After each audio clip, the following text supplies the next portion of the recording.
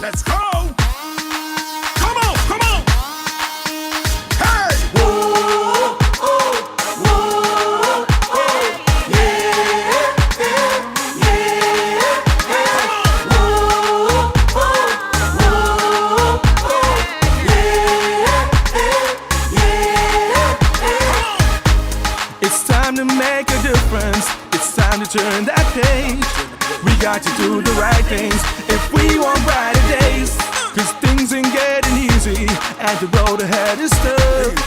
It's up to you and I to make the madness stop. Every day the things getting harder, and every day the things getting rough, and every day they hike the food prices and they implementing more tax for the sake of our twin nation and the youths of the next generation. Let's stand united, show we're not divided. Let's show them now and send them a message now. Show them that we're the voice of hope. Send them a message now. Show them that our country ain't no joke. Send them a message now. Show them that we're the ones who care. Send them a message now. Oh, oh, oh, yeah, yeah.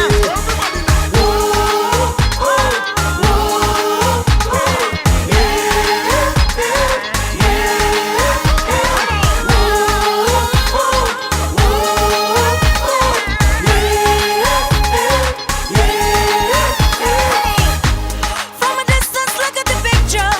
Tell me what you see. An abstract of destruction to destroy you and me. We got to do the right thing. We got to make that move. Cause if we don't act fast on this, we're the ones who lose. Every day the things getting harder, and every day the things getting rough, and every day they hike the food prices and they implementing more tax for the sake of our twin nation and the youths of the next generation. Let's stand united, show we're not divided. Let's show them now and send them a message now. Show them that we are the voice of hope.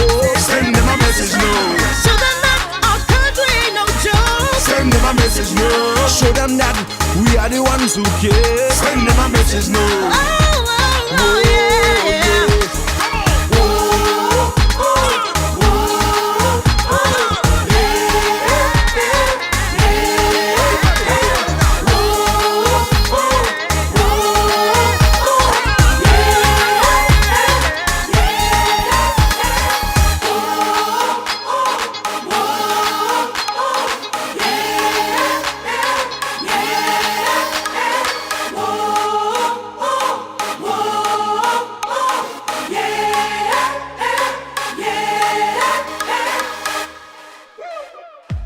No more rain.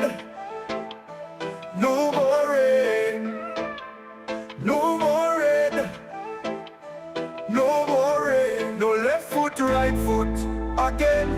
No more struggle, no more strain, no more pain. We want to see we way. We want a brighter day. No more Rowley again. Bye bye Rowley. Bye bye. Bye bye Rowley. Bye bye. We're not watching for you. We tired of the bloodshed, tired of the taxes, tired of the potholes and all the excuses. Tired of no water, tired of stretching a dollar, tired of the high grocery bills. No left foot, right foot again. No more struggle, no more strain, no more pain. We want to see we way, we want a brighter day. No more Rowley again. Bye bye Rowley, bye bye. Bye bye Rowley, bye bye. We're not watching for you.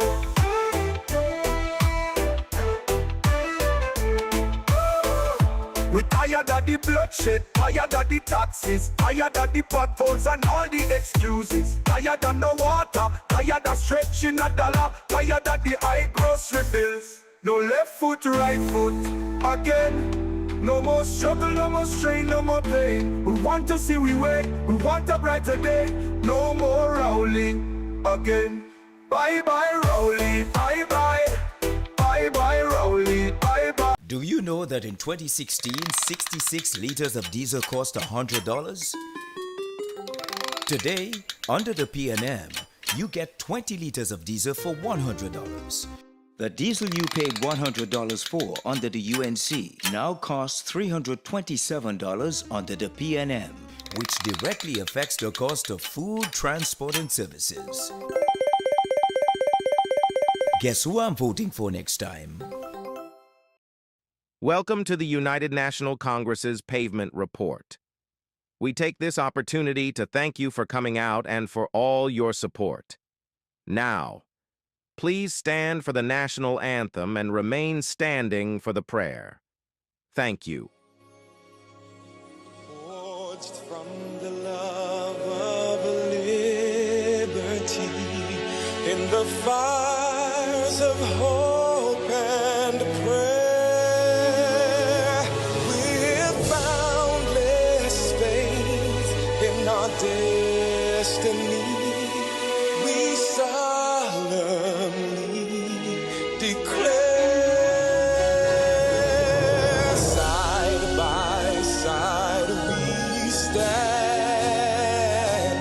highlands of the blue Caribbean Sea, this our native land, we pledge our lives to thee. Here every creed and race find an equal place, and may God bless our nation. Here every creed and race find an equal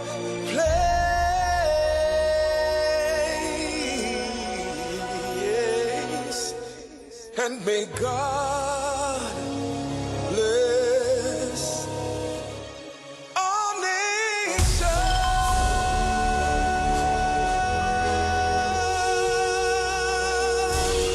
Almighty God, most beneficial and merciful, Creator of the universe and embodiment of divine wisdom and light, we come before you with thanksgiving and praise. May your will be done in our nation as it is in the heavens. Please bless our political leader, party officials, activists, and all the people of Trinidad and Tobago. Give us the grace to always see good, be good, and do good, and the courage to serve the people. Protect us as we stand against injustice and iniquity, and inspire our endeavors to find the right solutions to the problems that are affecting our fellow citizens. Grant that we may always work together with humility and respect for the greater happiness of all and the honor and glory of our country.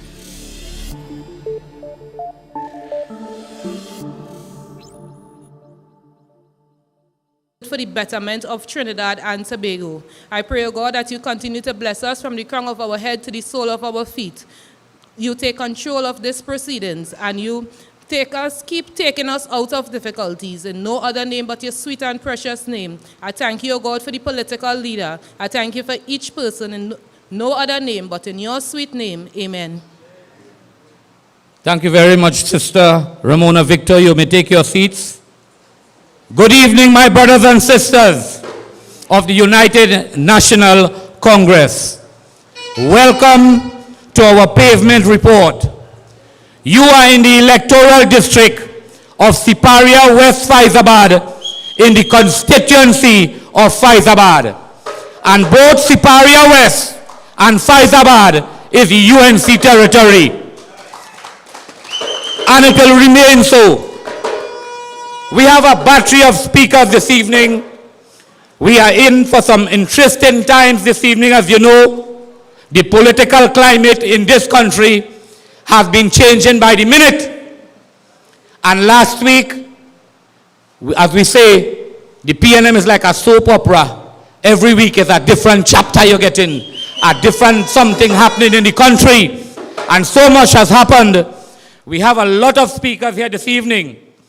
And to open the bowling, I didn't say open the batting, I say to open the bowling, is a man who's going to take Faris' wicket in San Fernando West. Mr. Michael Dowlath is the candidate and next member of parliament for San Fernando West. He retired in January 2021 as the principal of Naparima College, San Fernando. He served as an educator. Look, I don't want to go through this. We have plenty to talk tonight. I cut in short. He's the man to beat Faris in San Fernando. Our candidate for San Fernando West, Dr. Michael Dowlath.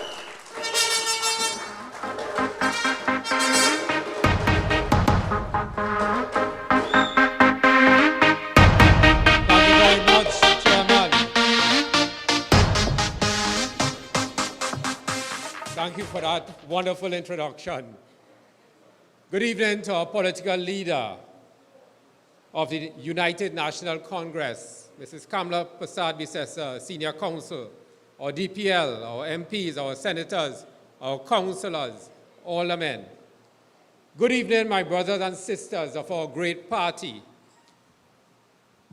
To our listening and viewing audience at home, I'm happy to stand here and represent you. Good evening, fellow citizens and supporters. First and foremost, let me thank each and every one of you for being here tonight. Give yourself a wonderful round of applause for turning out to support. Your presence, your energy, and your unwavering support fuels this movement for change. San Fernando West is in the house. This is our time. Let's hear it for San Fernando West. Over the past month, I have walked through the streets of our beloved constituency of San Fernando West.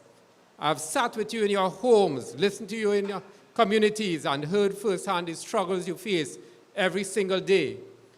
The message has been loud and clear.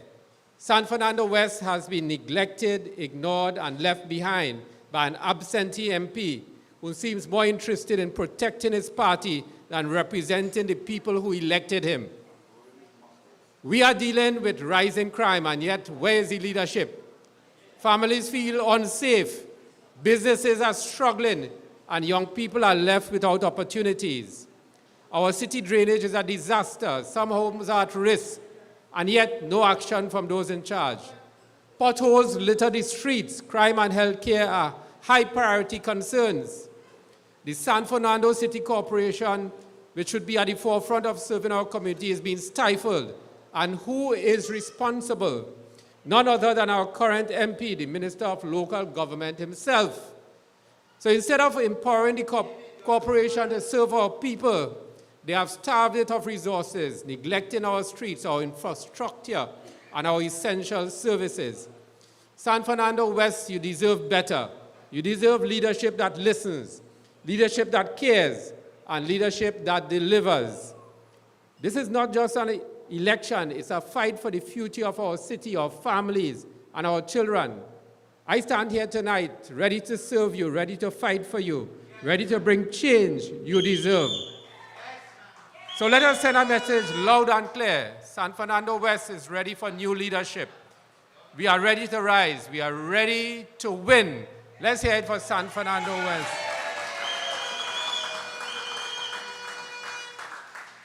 So let me talk about some of the bold plans we have for education.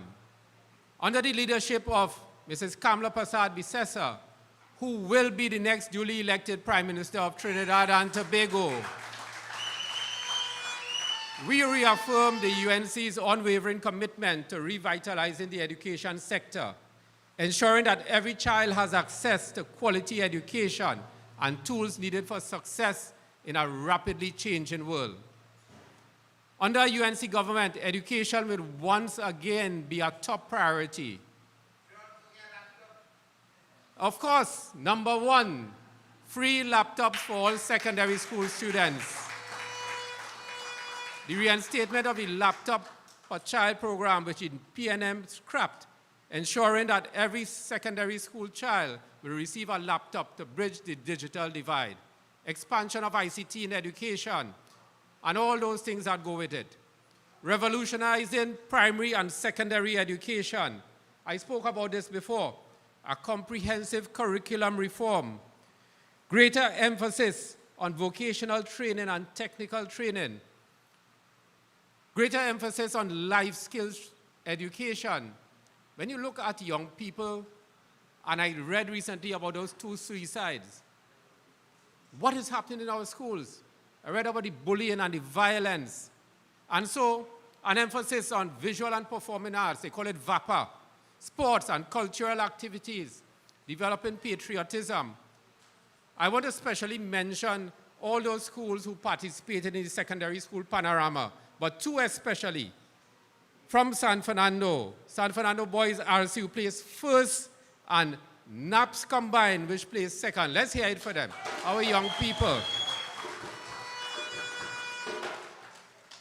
And so, of course, we will have better support for teachers, infrastructure upgrades, immediate repairs and construction of schools that the PNM had neglected, ensuring safe, well-equipped learning environments. Partnership with private sector companies to provide apprenticeship and job placements. Support especially for underprivileged students. Remember, our political leader spoke about a doctor assigned to a school or a cluster of schools according to their needs, a strengthened student support services. I don't know if you remember how many of you, when you were going to school and you didn't even know that you needed glasses. You couldn't see properly. And now when we have doctors and we have all those support, you will pick that up early and every single child will have that opportunity to excel. Smart classrooms. So I call on the people of Trinidad and Tobago to reject the PNM's failure in education. Support the UNC vision for a smarter, more progressive Trinidad and Tobago. Our political leader always reminds us, education is a vehicle out of poverty to prosperity. Let's hear it for her and her vision. Education is the foundation of our nation's success, and under the UNC, we will rebuild and revolutionize our schools, empower our teachers, give every child the opportunity they deserve. Let us stand together for a brighter future. And I know there are many speakers, so I will end very soon. I want to summarize what the people of San Fernando West would have told me. But you know, I spent 20 years as a principal. So I want to summarize it. You know, at the end of the term, what I did, I gave a report to every single child. So I'm going to give an end-of-term report of Faris Alwari, San Fernando West, the absent representative. So listen carefully. Tonight we present the official end-of-term report for the MP for San Fernando West, Mr. Faris Alwari. Let's see how he performs his duties to serve the people elected. Attendance, grade F. Chronic absenteeism for the San Fernando West constituency. Missing in action when constituents need him most. Health issues, crime, infrastructure issues. Only appears when elections are near. Accountability, grade F. 58 recusals up to 2022 from cabinet meetings, an unprecedented record. Stand by, apparently some more coming. Data with that. Avoided key decisions while holding multiple ministerial portfolios. Could not serve the people because he was too busy protecting himself from conflicts of interest. Representation, grade F. You're getting the hang of it now. As Minister of Local Government, failing to support the San Fernando City corporations, all the corporations, ignored local development needs while spending millions on questionable projects elsewhere, frustrated the very people he was elected to represent. Leadership, grade F. From Attorney General to local government minister, left behind a legacy of legal blunders, bad policy, and public frustration. No vision, no plan, no commitment to the people of San Fernando West.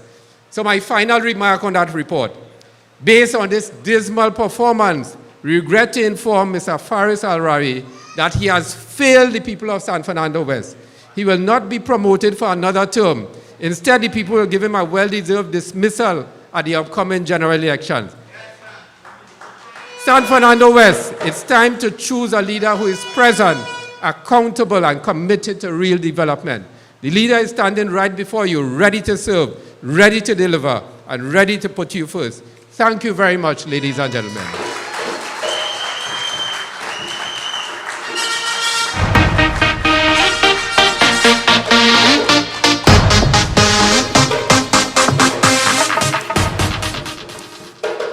Superior Old Road, let's hear it for the next MP for San Fernando West. Our next speaker needs no introduction. Correct.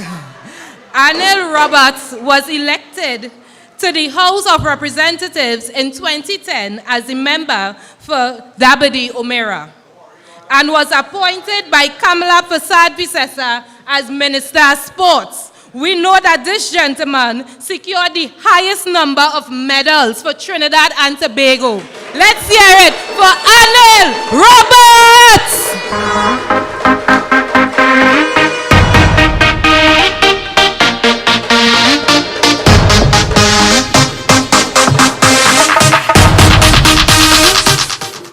Well, I don't know why my principal talk about PNM and so much F before I talk, like he trying to get me in trouble. So I stand far from them F. For Faris, fired. I done day.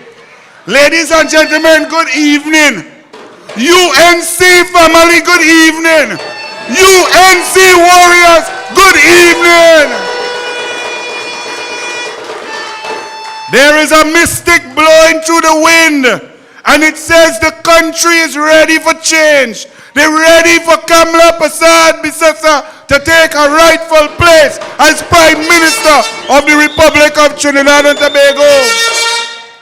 Rowley is a quitter. The man just ups just so and quit. The man again an accident on his spine and he thing and he wheelchair. The man healthy and strong to drink rum whole day and light all your big and bold. Rowley signed a contract with you, the people of Trinidad and Tobago. He put himself up to be Prime Minister, to lead this country.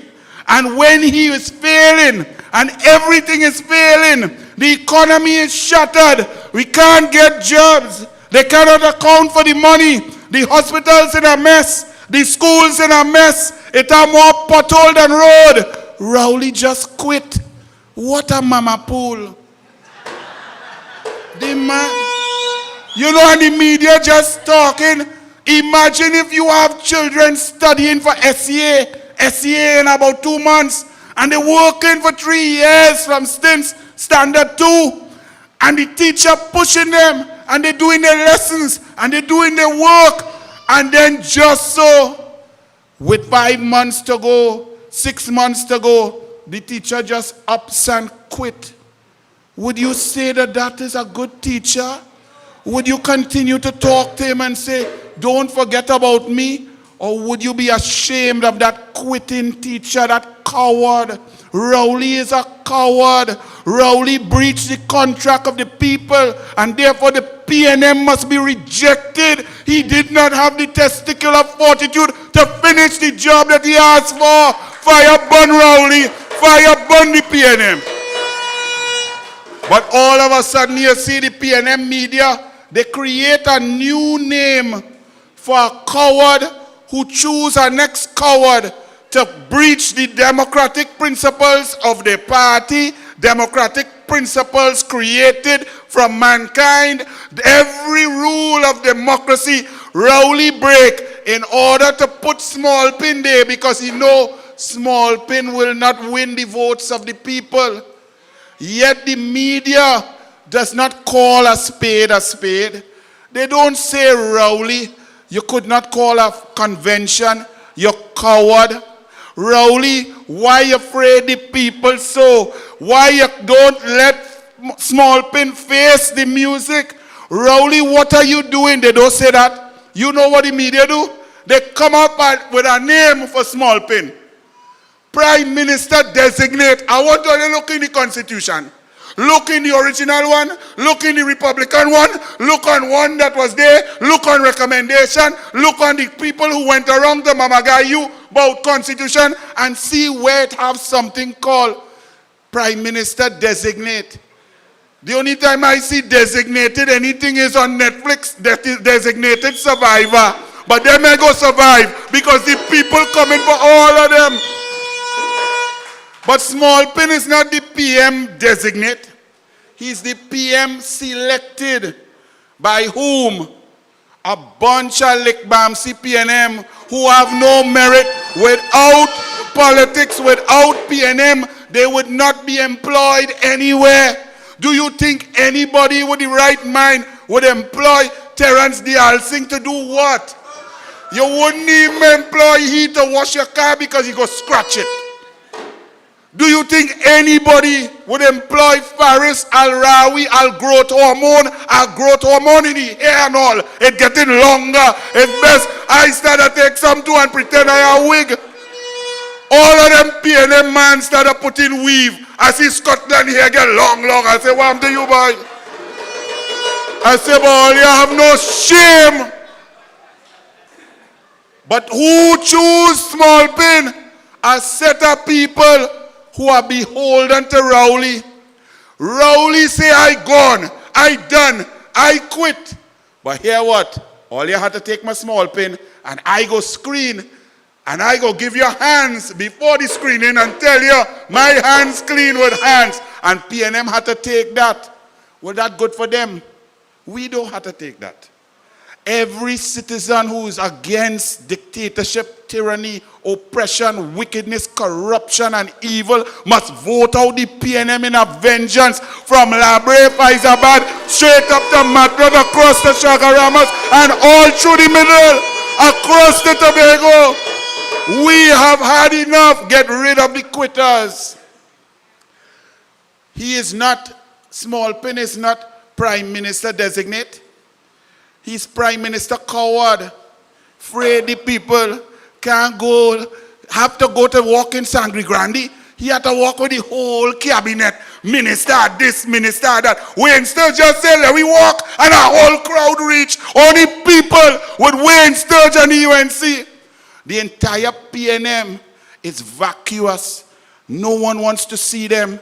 They ain't even running from cuss anymore. You know, as a politician, when you get cuss, you might want to run. Not me afraid of that, but you know some. The PNM afraid question. That is when you know you fail. The afraid question. The lady say, well, you want me vote? All you have for the youths. Small Pin grab the man and run. Well, I didn't know Monroe with his short leg and the big belly could have run so fast from a woman. He is not the Prime Minister designate. He's the Prime Minister Mama Pool, the Small Pin. He is not the Prime Minister designate. He is the Prime Minister Small Pin. And I could tell all you, my mother tell me a small pin not good for nothing. A small pin is the most useless, pathetic, unsafe, devastating tool that you could have in a toolbox. A small pin ain't good for nothing. When I was a baby, it didn't have pampers, it had cloth diapers. You couldn't pin that with a small pin or else everything come out. To have one is one thing. One thing you never want in your life is a small pin. Ladies, why are you laughing? Are you nodding in the head? All right. This small pin, Stuart Young, is not, it don't matter whether you're from Lal Bihari Trace, Lavanti Hill, Matlot by the river, down in Shagaramas by the sea, in the middle by Kuva by the doubles man, and Bini man, dog don't eat doubles. Trinidad and Tobago, we does eat it. So slow your roll, about your soca time. That's just an aside, like Bini man is a PNM, because it's only he and Rowley don't like doubles. Small pin, it don't matter if you is an Indian, an African, a Douglas like Anil, if you have hair and big muscle like Faris due to growth hormone ingestion, it does not matter. The fact of the matter, Small Pin, is you ain't good at nothing. Anywhere you went, you fail. He went in the Ministry of Communication. PNM still can't communicate. It was no CNMG, they changed it to TTT. Nobody does watch it. I meet that man with me on Sportsmax. I say, but I know this man from somewhere, boy. I didn't realize he's a big man on TTT, but nobody does watch it, not even me. He then went to the office of the Attorney General as a minister in the office of the AG and failed. The only thing he do was to take Malcolm Jones out of court. After that, PNM Malcolm Jones put Petrotrin under $13 billion of debt that sucked the life out of it. And then Rowley, in order to impress his friend who bareback and has cussed epithets left, right, and center, who love Rowley more than Sharon because she looked like he does hug up Rowley more than Sharon because Sharon arm can't stretch from one Woodward Place quite across there. She had that tall.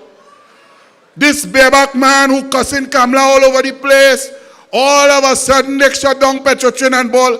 But if you didn't hear me and close the fridge, all you have to remember that these men are pathological liars. Every decision they make, the people suffer and somebody by them benefit.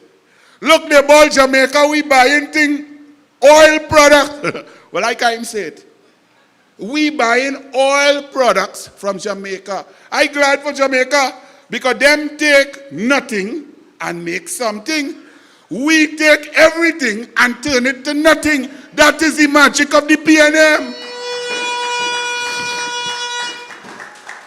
But when you see they buying marine oil from Jamaica, boy, we say, boy, if we had the refinery, we would have been making fuel, we'd have make fuel oil, we'd have make bitumen, we'd have make all the product, we could have did that, we'd have make extra money, we'd have make extra $2 billion US per year, people that get foreign exchange, all the people, all they would have benefit, we thought so. But all are we suffering, but we see Rowley and his great friend, Gilbert Peterson, senior counsel, who know nothing about bunkering. He make a company and get a contract one time, and now it have bunkering, buying bunkering fuel from Jamaica to Trinidad. Gilbert Peterson, is it you? I'm asking you, your senior counsel of Duns. Hey, I grew up in law. My mother is a lawyer, my father is a lawyer, my older brother is Oxford, Harvard Law, my younger brother is a lawyer, my sister is a lawyer with marine specialty, my son is a lawyer, and I is a bush lawyer. And I shame now. I shame to heck senior counsel now. It has senior counsel Limo, it has senior counsel Small Pindi Dance, it has senior counsel Gilbert. Faris get that too? Nah man. A man takes so long to pass the exam. They thought they had to send a maxi to help him write it. And all they give his senior counsel. Nah man, ashamed for you. And let me tell all you something. We have, while I'm making joke, a serious thing. Because we teach our children to work hard. Be disciplined. Listen to your teachers. Go to school. Even if you're feeling well. Be bright. Be the best. And then all you put a set of dance PNM on top of them and anybody come and be in minister. A woman who even take maths. Camille Bose, you know. If I was see, I would have go down shame. I would have take about 30 extra maths exam just to say I take something. That woman boss, she said I never pass maths. In fact, I never take it. Well, how you reach further? Because I thought you had to take maths. The next one, Fitzgerald at Talbot, narcolepsy, sleepy, with wooden ladder, ride a horse with an 8-year-old boy on his lap. He takes 6 subjects and pass one. I said, but where are you find it? And he said, it's like you're proud, you know. Like they're proud to be dumb and want to know why the country in a mess. Small pin is pathetic. You have seen plenty men in here who have brought up their children, treated their wives with respect, done for their families and sacrifice. Small pin who Rowley select. Now look who select him. Remember Rowley was a teacher in 1969 and impregnated a girl of school age. What kind of miscreant uses power like that? Only a man of low substance. And show me your friends and I'll show you who you are. So Rowley, that miscreant, choose Small Pin. Why? Because Small Pin left his pregnant wife, went and horned our next man, Sanka, went inside Sanka's house and become the man of the house for 10 years. Mind Sanka children as the man. And when one of the daughters went rogue and ended up with charges of cocaine and gun, he said, not me, I know mine. That is not a man. Man don't do that. That is a mama pool. Man does mind their own. Man does mind what is not their own. When man goes somewhere, they take care of all as if it's their own. That is a man. These two mama pool, all you have leading Trinidad and Tobago, all you have no shame. Vote them out.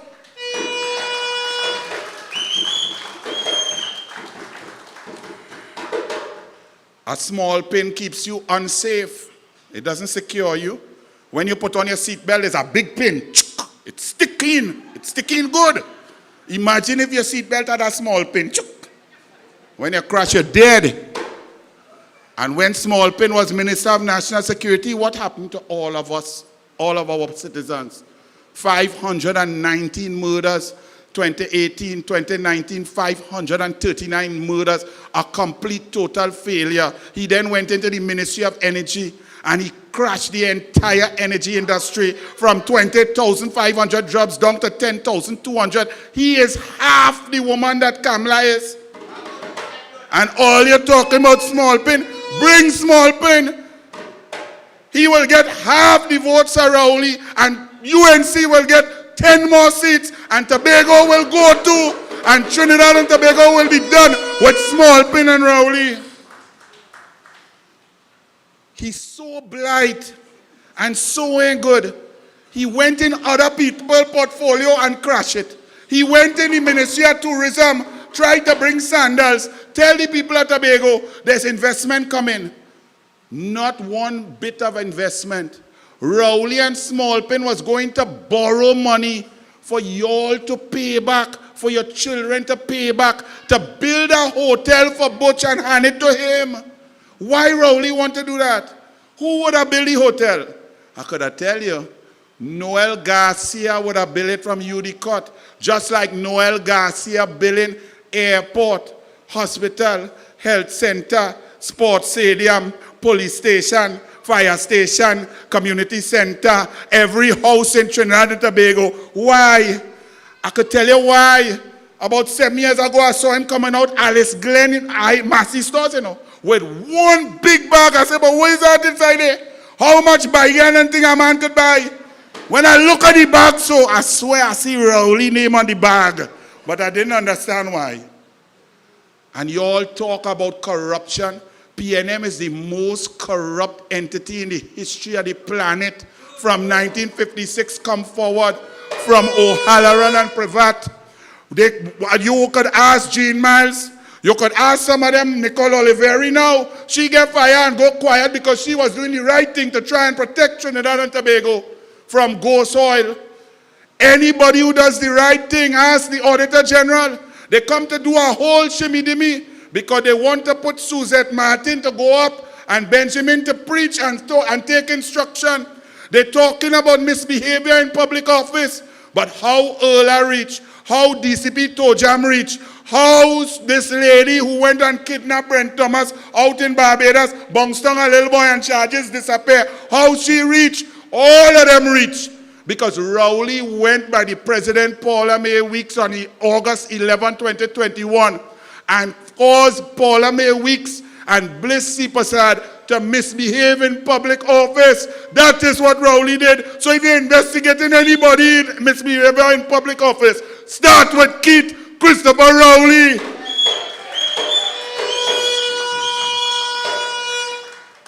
I know I'm taking extra time.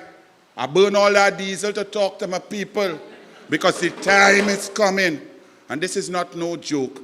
And the PNM media will try to play games and obfuscate and try to throw race and all sorts of nonsense in the mix. They are simple facts. Kamala Prasad Bisesa, 2010 to 2015, was the best prime minister this country ever saw. She created 55,000 jobs. She gave education.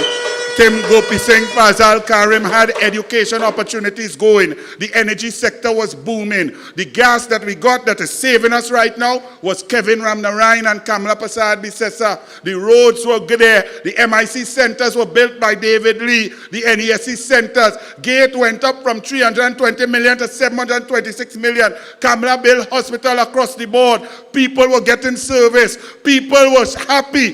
People were getting safer. People had opportunities. And Trinidad and Tobago was the leader in the CARICOM. You put PNM now, and all are we. Shame.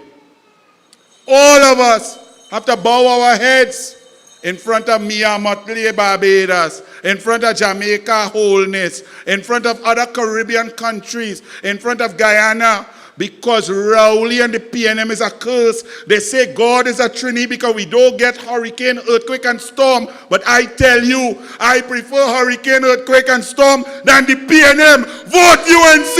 Vote UNC! Vote UNC! All the way from Hyderabad, straight up the Matlock. God bless. Good night.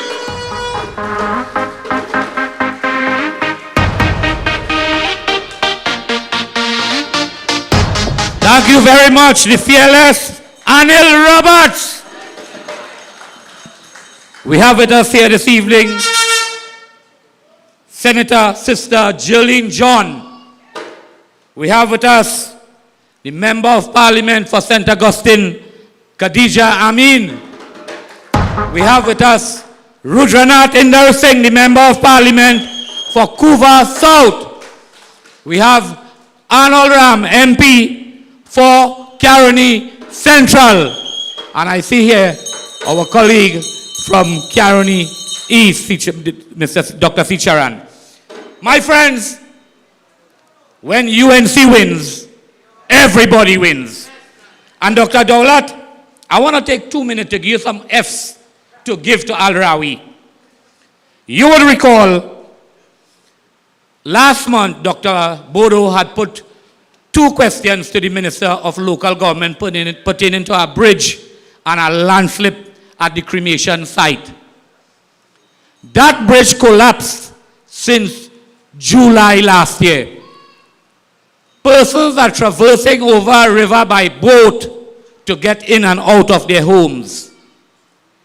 No word from Al-Rawi and nothing from Sinanan. There's a landslip that took place at the cremation site last year. We reported it to Al-Rawi, and Dr. Bodoe asked that question in the Parliament.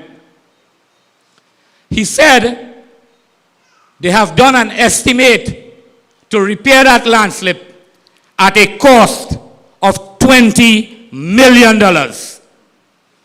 When the landslip occurred, I asked my technical officers to go down there and prepare an estimate. The estimate that was prepared by the Siparia Borough Corporation is $7 million. Colleagues, I want you to keep all your eyes on that project. So from 7, it gone to 20. On that day when he answered the question to Dr. Bodoe, well, you know, he had to blame the Siparia Borough Corporation because that is a UNC corporation and it will remain a UNC corporation. He said the Siparia Borough Corporation didn't repair the cremation site and the pyres and things, and when Mr. Pandey died, they had to go in and do some work. I want to tell him, when you give us $300,000 on that cemeteries and cremation site, and we have 21 cemeteries, and that massive cremation site to take care of, that's just a drop in the bucket. And you know what is the good thing? That money was not released to the Siparia Borough Corporation last year. We had projected that that $300,000 will go to repair the cremation site. So Al-Rawi, tonight I'm telling you, we had plans to fix the site, but you didn't give us the money. So I want you to go and retract that statement in the Parliament and stop blaming the Siparia Borough Corporation because we on the ball.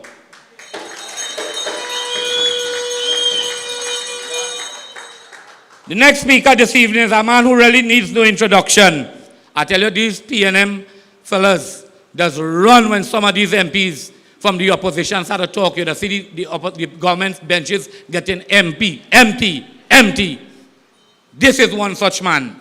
Mr. Saddam Hosein, a brilliant young attorney with significant experience in civil law. I ain't going through the whole thing now because I want to give him time. He's a fearless and fiery member of parliament for Barataria, Samoa. And I'm telling you, after the next general election, he will still be the member of parliament for Barataria Sawo. I bring to you Mr. Saddam Hosein.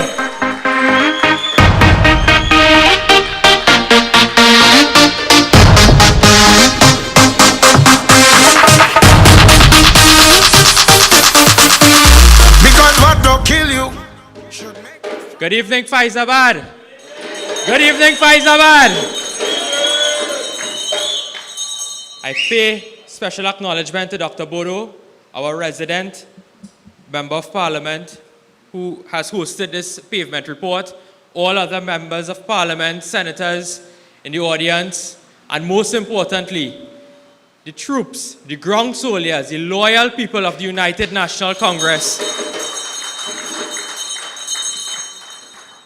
Today we speak to you on a platform of truth, on a platform of sense, and a platform of reasonableness.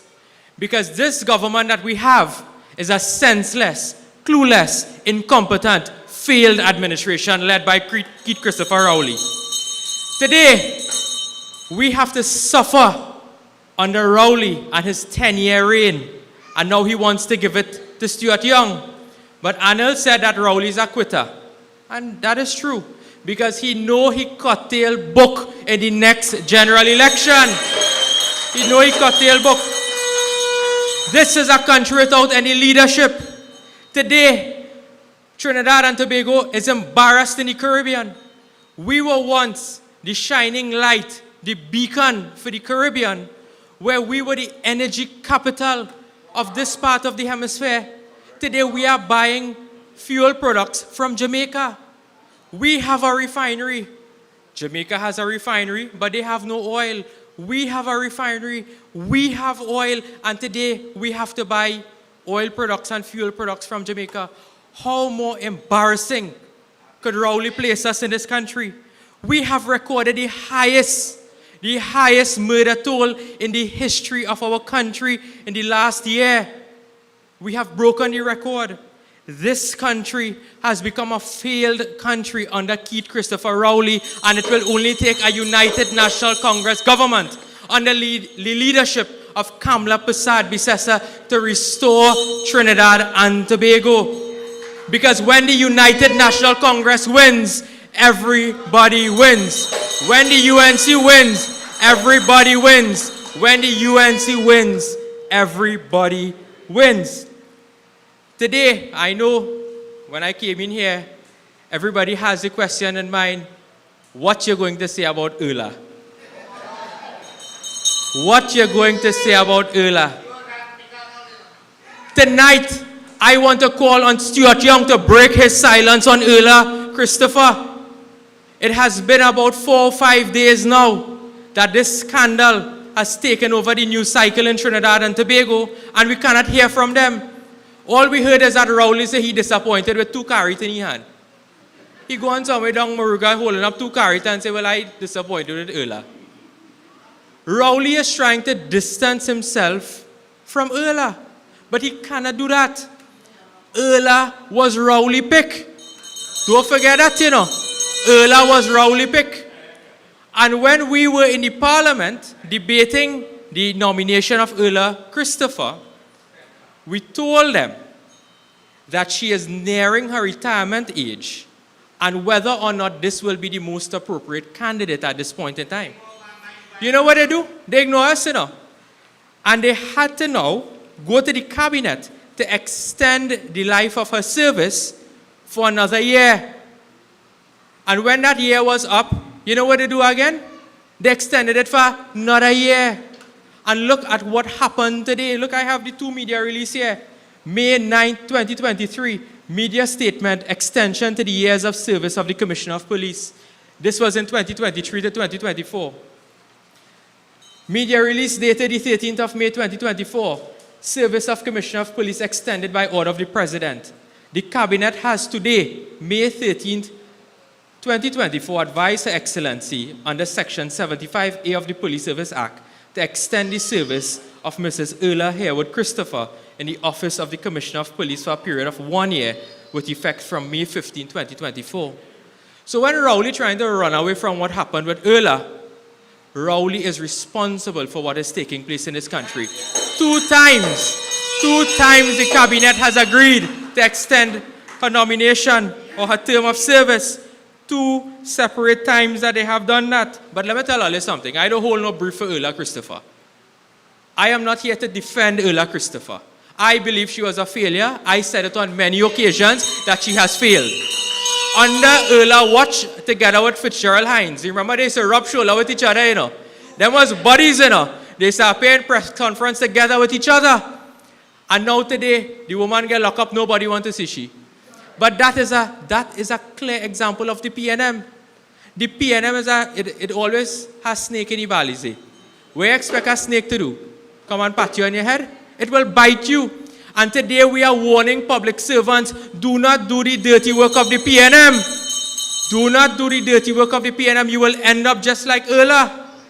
Do not do the dirty work of the PNM.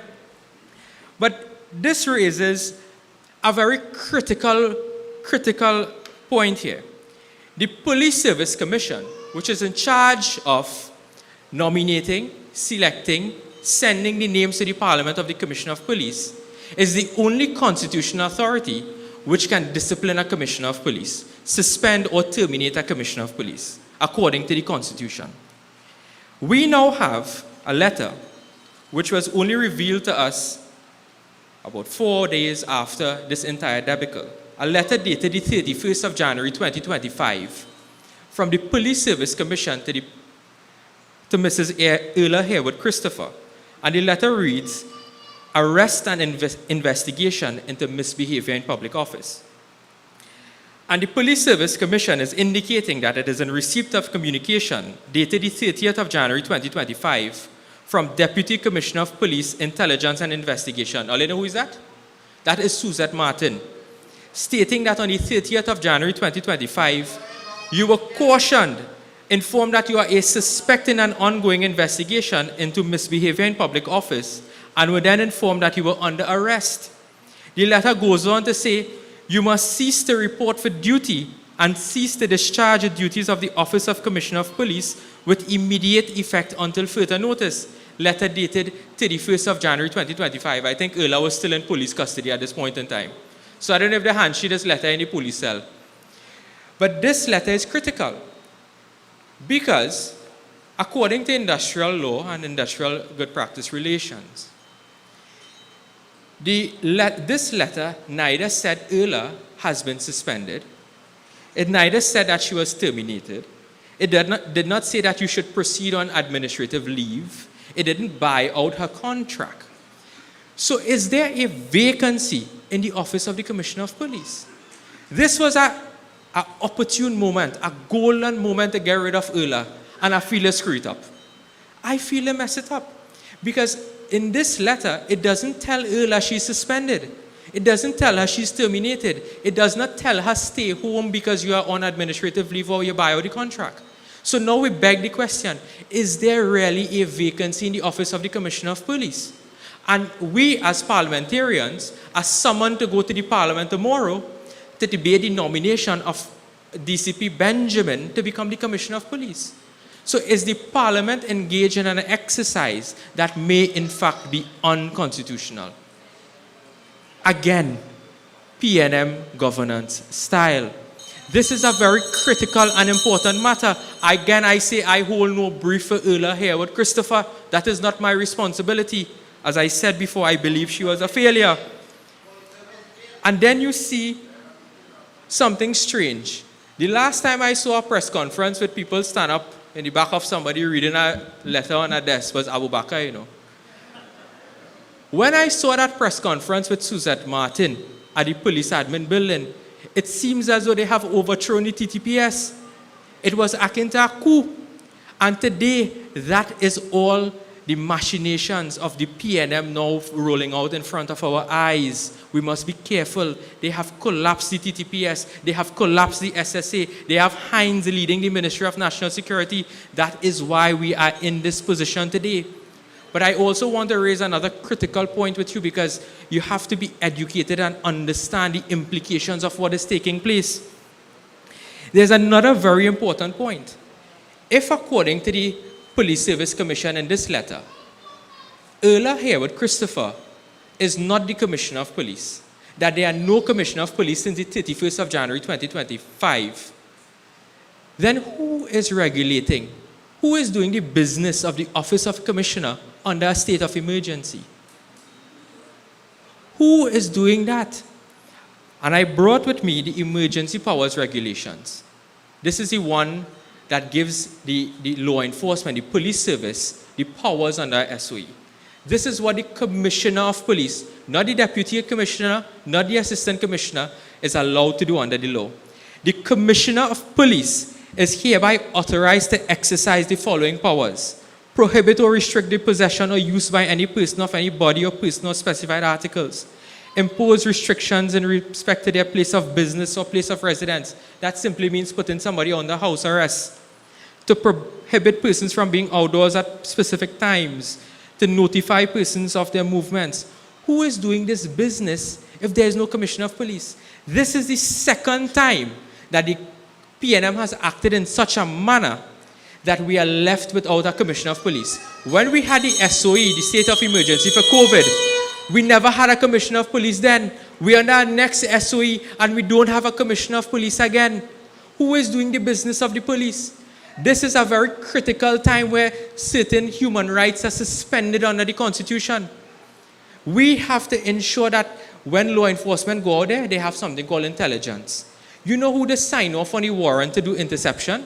The Commissioner of Police. So you are telling me under a state of emergency for the last 5 days, if a gangster decided to go and shoot up Port of Spain and they had that intelligence, we had no Commissioner of Police to put him under house arrest. And that is a critical point that we have to make with respect to this entire scandal, debacle that the PNM has placed us in. Just remember, it is the PNM who selected this Police Service Commission. It is the PNM who selected Erla Christopher. It is the PNM who appointed Suzette Martin. It is Rowley, Stuart Young, Al Rawi, and all of them who have done this.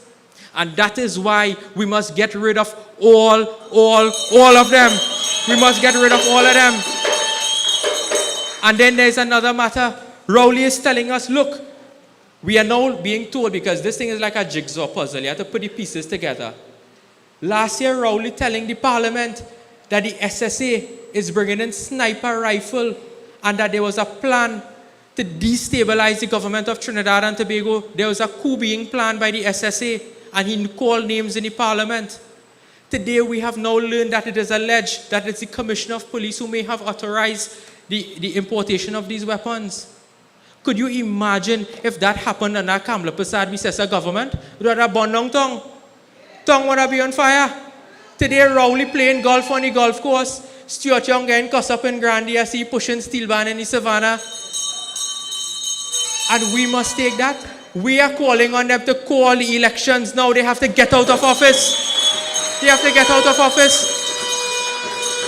They are playing Russian roulette with your lives, with your children's life. You think them business about whether or not bandit in your house? They have security 24/7 paid for by the state. They don't care about you. They care about themselves. It is time we get them out of office. My brothers and sisters, you have to mobilize this country. We cannot take another 5 years of this government. I hear people say if the PNM win, they want to leave Trinidad and Tobago. I think Trump have a different position.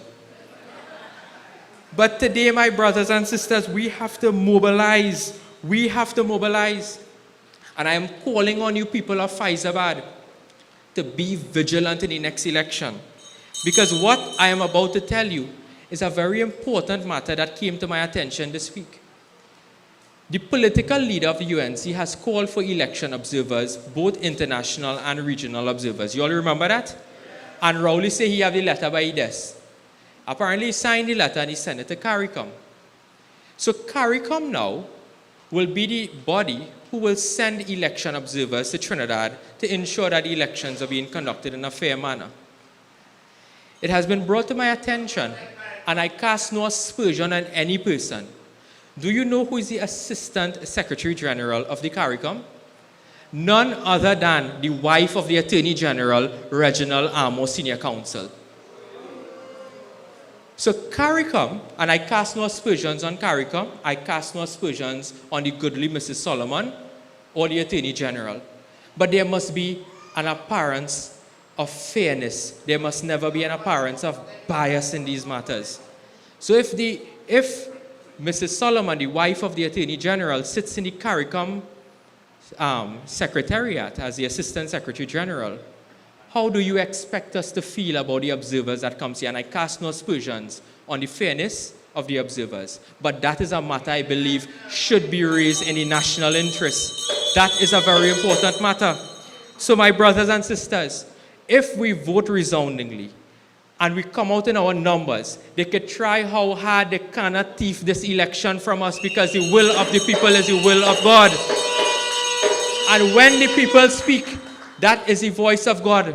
So I ask you all, in San Fernando West, in Arang West St. Joseph, in Barataria Sawa, Toko Sangre Grande, La Hoqueta Talparo, Maruga Tableland, all of the marginal seats together with all of the other constituencies of Trinidad and Tobago. Rise up, Trinidad and Tobago. Let us get rid of this Keith Christopher Rowley administration. Get rid of Stuart Young. Get rid of Faris Al-Rawi. And let us install Kamla Prasad-Bisesa as our next Prime Minister together with a UNC government.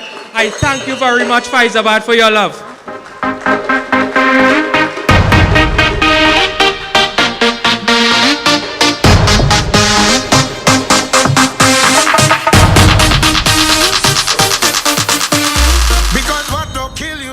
Thank you, MP Saddam Hussein. When UNC wins,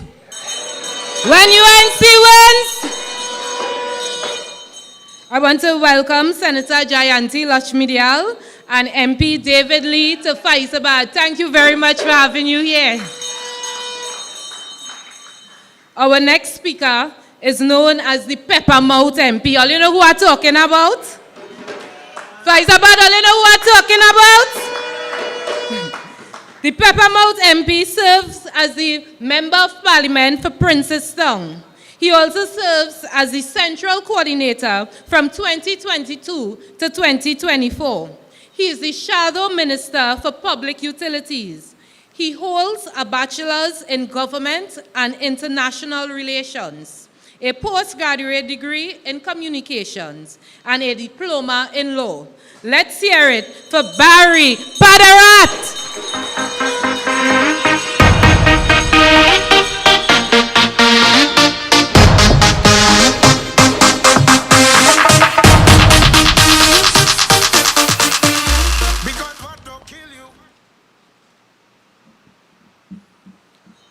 Political leader of the United National Congress who's viewing us this evening, let us give her Faizabad welcome to the Pavement Report.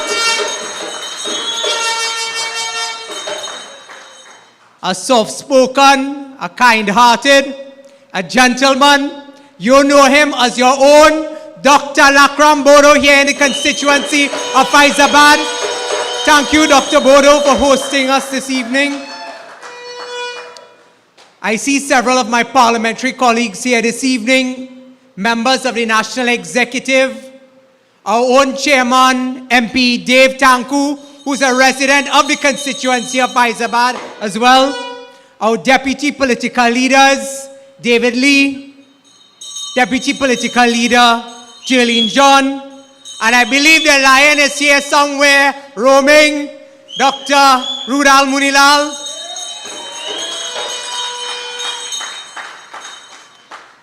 Our colleagues in the OWTU, we have borrowed your blue tonight, but it's good to see you here in Faizabad, the heart and soul of the labor movement of Trinidad and Tobago.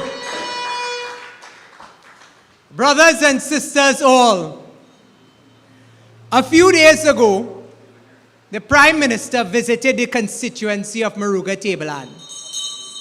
Now, Maruga Tableland used to be a part of Princestown because prior to 2007, the constituency was one constituency. It was Princestown.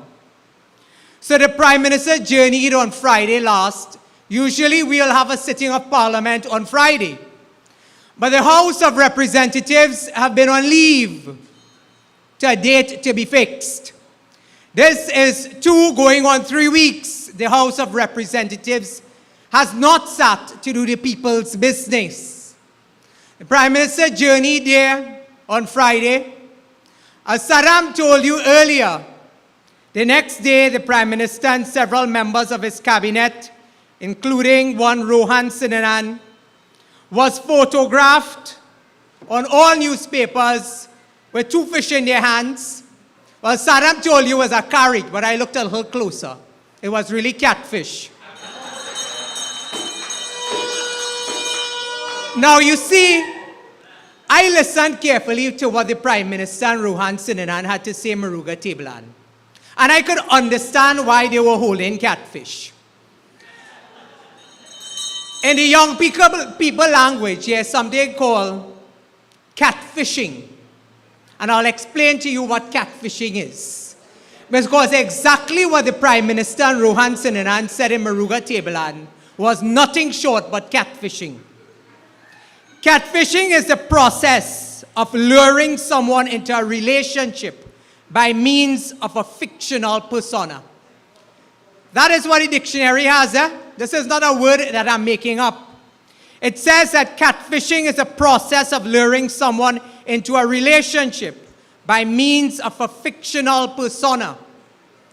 You see, when I saw the 2 of them holding up this catfish, and I looked closer, and I listened to what they had to say, I said to myself, they couldn't be that foolish, that dishonest, to take the people of Mayrhoo Tableland and the people of Trinidad and Tobago for fools once more. I see Bellman ringing the bell down there. Bellman, you could tell the crowd here tonight that when Rohan Sinanan came and he told the people in Mayrhoo Tableland last week, Friday, that your vote will be dependent on the progress that you see, that has been a lie for the past 10 years. Between 2015 to 2020, there was a man called Lovell Francis that the PNM supporters in Mayrhoo Tableland voted in as a member of parliament. For 5 years, the problems remained the same between 2015 to 2020 in Mayrhoo Tableland. The problems remain bad roads, no water in the taps, and youth unable to get employment. Now that sounds like a story everywhere you go in Trinidad and Tobago. But you see, when they went down to Mayrhoo Tableland, the last time we saw Rohan Sinanan and Rowley in Mayrhoo Tableland was when we had the by-election for the Lengua Indian Walk seat. Now, you see, when you talk Lengua Indian Walk and you talk Rohan Sinanan, he has jogged something in my memory. Rohan told the country he's the only honest Indian. Tonight I want to ask Rohan Sinanan, what about the Indians in Lal Bihari Trace? What do you have to tell them? When you are the only honest Indian self-proclaimed, why are you now begging the people of Lal Bihari Trace to accept Stuart Young as one of their own?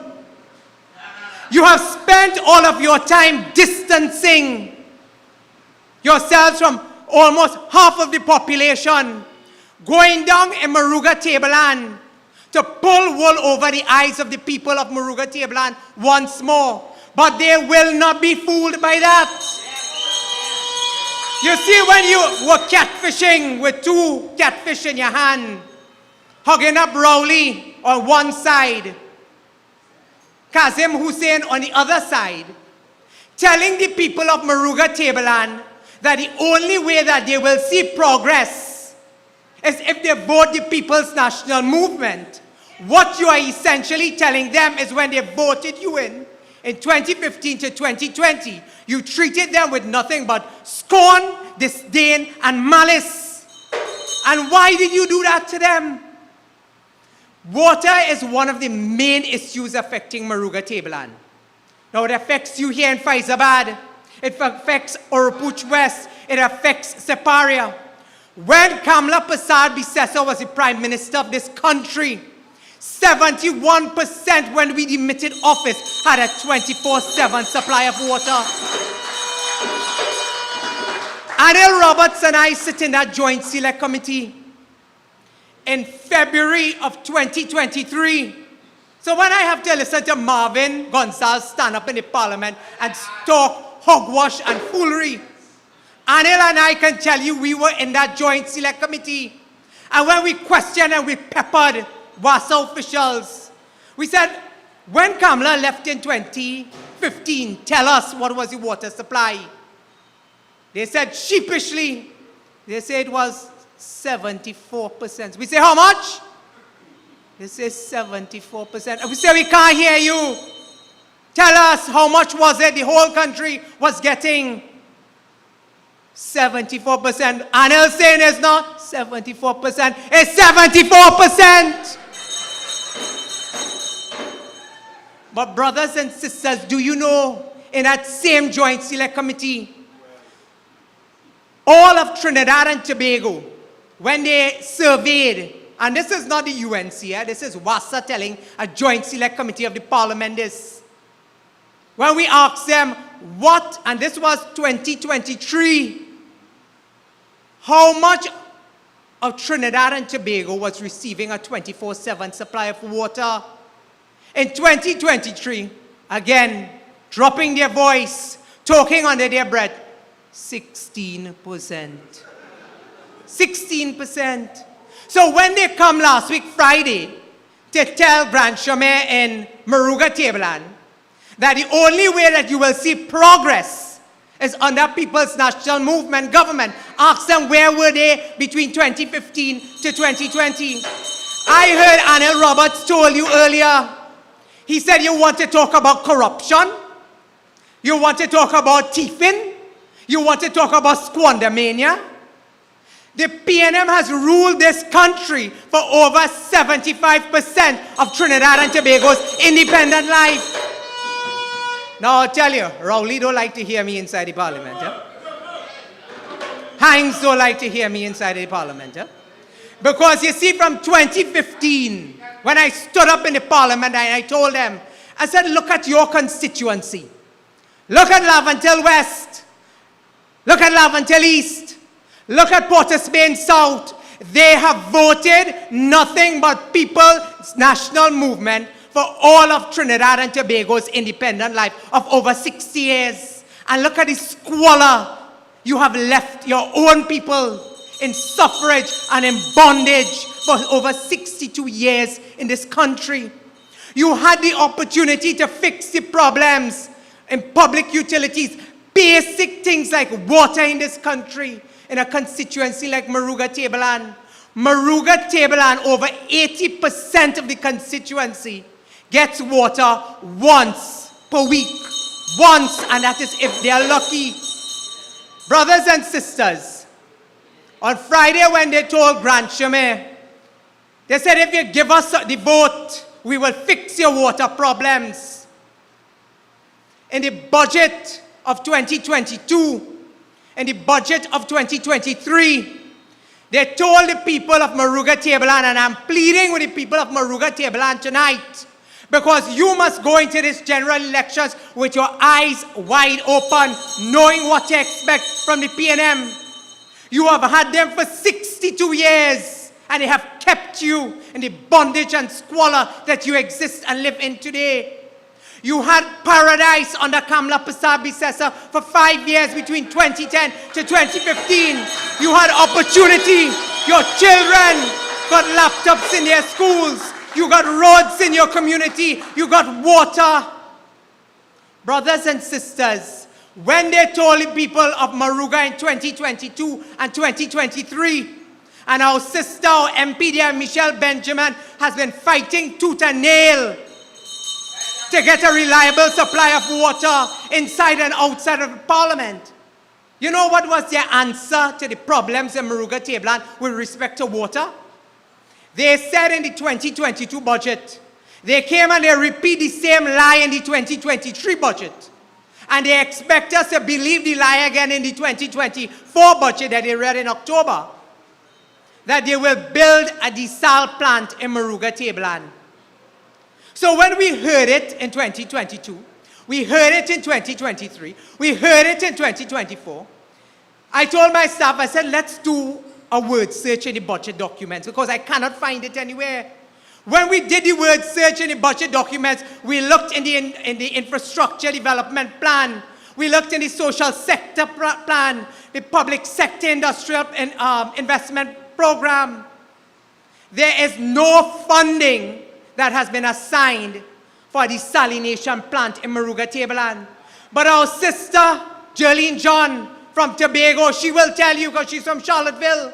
They have been telling the people of Charlottesville the same thing since 1962.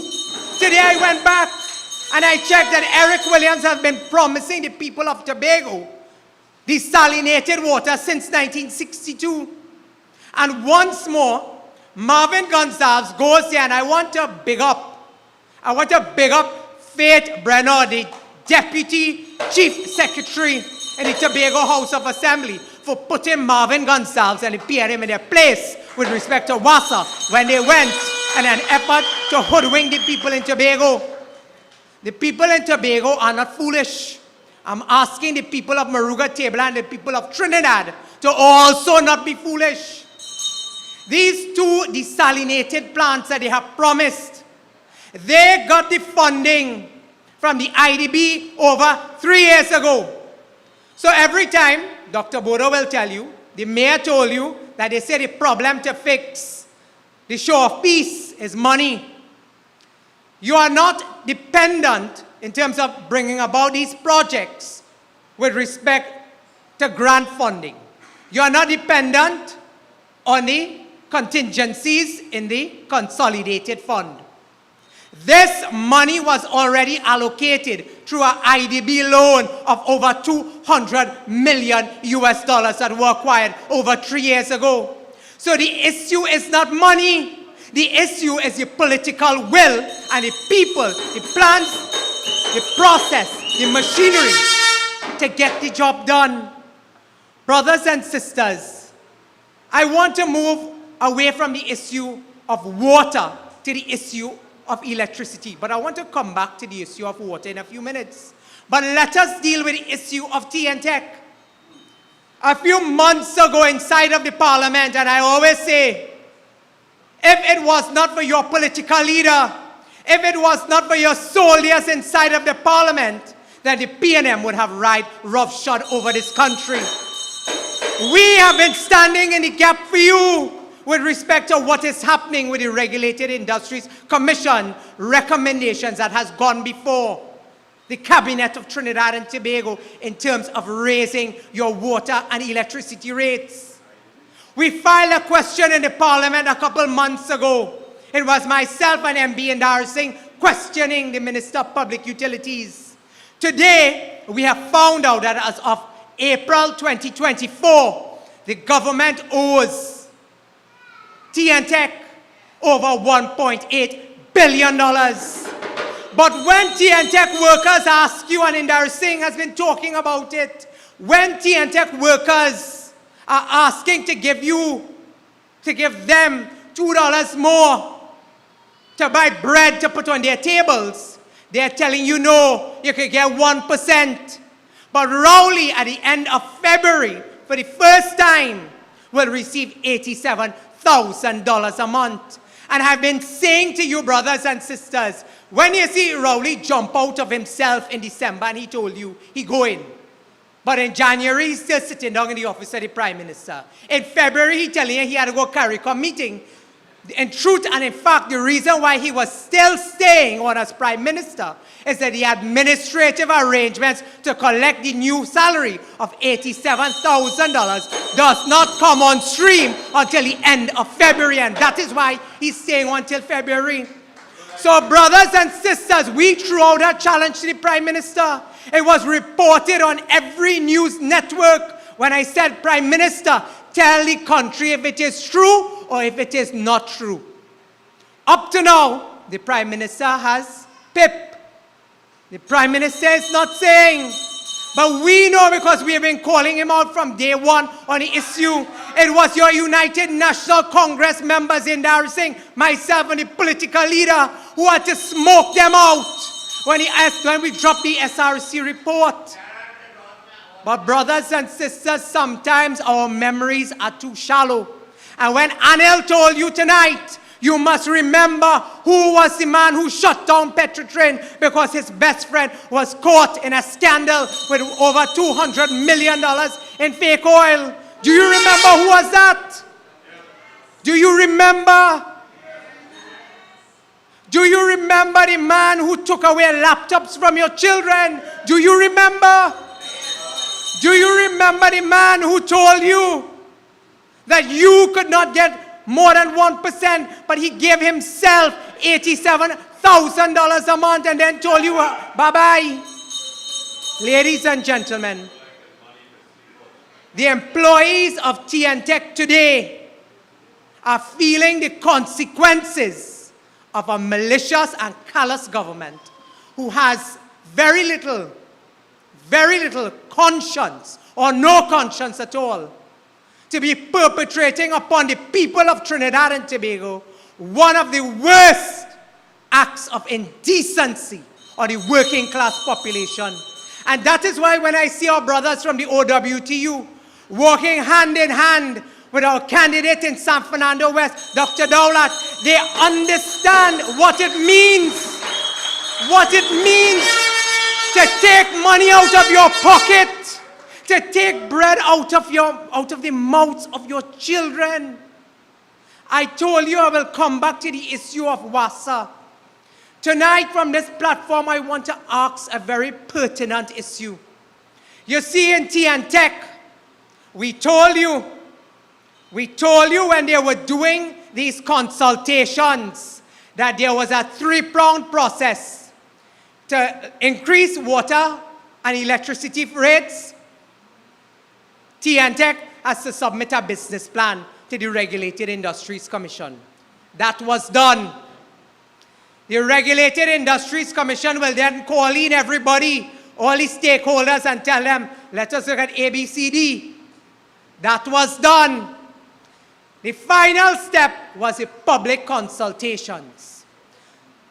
Your UNC members of parliament, starting with St. Augustine Khadija Amin, Rudy Indar Singh, Saddam Hussein, Dr. Bodoe, Arnold Ram, Rishi Sicharan, Dr. Munilal, David Lee, myself, every public consultation, we represented the views of the people of Trinidad and Tobago. By the time we were done with Dawn Calendar, the chairman of the RIC, the pushback was so great. The issue was so much highlighted in the public space that the people of this country banded together that up to today, even though the Regulated Industries Commission has submitted to the cabinet cannot take God out of their thoughts to implement the new rates. We have been telling you, if you take God out of your thoughts and put back the PNM after the next general election, their very first act will be to increase electricity rates. The rates for electricity is already before the cabinet. So when we've been asking them, it's been over 1 year. You must tell the population you're going into a general election. What is the government plan? What is the government's policy with respect to electricity rates? Are you going to accept the Regulated Industries Commission's recommendation or not? Because the population has a right and deserves to know ahead of the general election. Because their vote must be dependent on government's plan and government's policy, because it will affect you in your pocket and it will affect you in your home. That is with respect to electricity. Brothers and sisters, tonight I have in my hand, you know, the political leader always talks about people dropping file in their mailbox. So I find it very strange. They stopped talking about the proposed increase in electricity rates. But I found it very strange they were saying nothing at all about the increase in water rates. Marvin Gonzalez is up and down. He's in Mayrhoo, going to Charlottesville, is on the east-west corridor telling people that they're going to inject $200 million. Ask yourself, for 10 years they did nothing to improve the water sector. I see our sister Shanti. protesting down in Sonris in Penal. Shankar, I know it because I'm in touch with you always. The people in Cedros, Chatham, weeks and months having to depend on boiling, and this is no joke, you know, boiling seawater for their children to have to bathe, to drink, to go to school. But I found it very strange. They were saying nothing about these water rates. But all they were talking about, they have had the IDB loan funds for 3 years, and they have done nothing. So the problem was not money for 3 years, because they had the money in hand. So all of a sudden, they have started speaking about $1 billion. Now, when I talk about 200 million US dollars from the IDB, that is over 1 billion TT dollars. So when Gonzalez started talking about he going to open water projects in the next couple of weeks and the next couple of months, I started to call my colleague in Mayrhoo table, and I said, girl, they move a grain of sand in Mayrhoo. She said, what are you telling me? She said, we don't even see a water truck in Mayrhoo table. When I call Shankar telling me, MP, you falling for that mama guy? I said, well, no, I have to ask. Today I can safely say I have in my hands that the Regulated Industries Commission has already received the business plan and the business model from WASA. And this was since last year. The Regulated Industries Commission, now follow me and follow me well. I told you there's a 3-step process to implementing the new rates. So, they have sent the plan from WASA to the RIC. The RIC has completed its work. But the government has told the RIC, do not go out for public consultations. And that is what I have in my hand here today. So I am asking the RIC to break their silence. Is it true that the government has told you, hold off on the public consultations because we are in general election season? And therefore, once the work has been completed, they do not want Padarath, they do not want Saddam, they don't want Bodoe, they don't want Indar Singh, they don't want Khadija, they don't want Lee. Going back out there, rallying the people, telling the people the truth that the RIC has already completed its work. And once the general election is called, should the PNM go back into office, they will not only be raising electricity rates, they will also be raising water rates. They have already completed the process. And tonight from this platform, we are calling on Dawn Calendar and the RIC to break their silence and say whether or not they will continue to be puppets of the People's National Movement administration, or whether or not they will stand at the side of the people of Trinidad and Tobago and stop allowing the PNM to pick your pockets and to destroy your homes. Those are the burning questions that are facing you when you go to the polls in the next general election, brothers and sisters. Saddam told you that we do not have years, we may not even have months, we have days and weeks ahead. The political leader told you to wash your jersey, find your rag, and we in that season there for rag and flag. So find your rag, find your flag.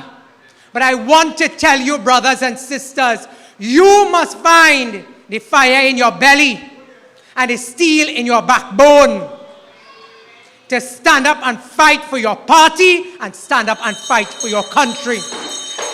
I want to tell you something here tonight. It is not easy. I have seen so many of our colleagues, over 200 nominees, filing to be the flag bearers of the United National Congress inside of the Parliament. Anil, you know it. You are a member of Parliament. Today you sit in the upper house. Saddam, you know it. Indar Singh, you know it. Dr. Munilal. Those who have come and labored before in the vineyards and have provided a platform like Kamla Prasad Bisesa, that today we stand on their shoulders. We have the opportunity today to fight for you.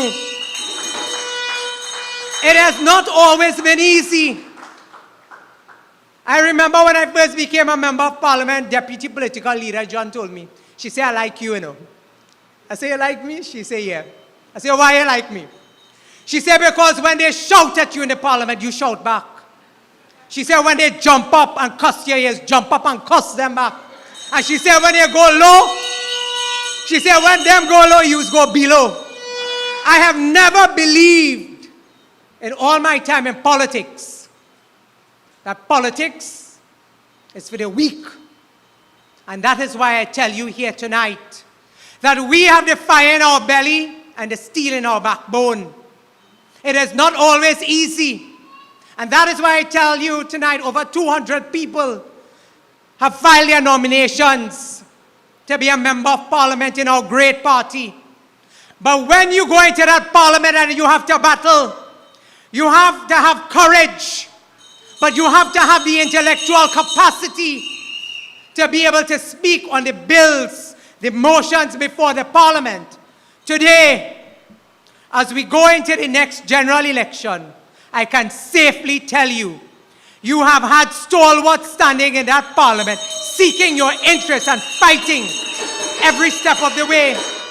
I want you to ask yourself, when the political leader most recently, not one person inside of that parliament knew, because they did not take the time to read the bill, that they were coming with a plan to shut off pensions for the most vulnerable in our country. That is what is required of a political leader. That is the strength and mettle and intellectual capacity of a political leader to stand up and fight for you. When she can stand up and articulate the plans and the policies of our party, telling you that we will drill more wells in San Francisco, in Debe, in Pinal, in Chatham. We will invest in additional pipelines to be laid. We will invest in desalination water.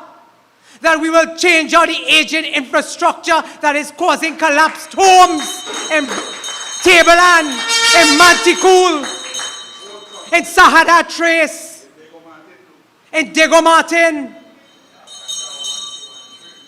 Brothers and sisters, we have said to you tonight, we have demonstrated that we have the plans, we have the policy, but most importantly, we have the people. We have the people. Brothers and sisters, the time has come for us to hold hands and band together.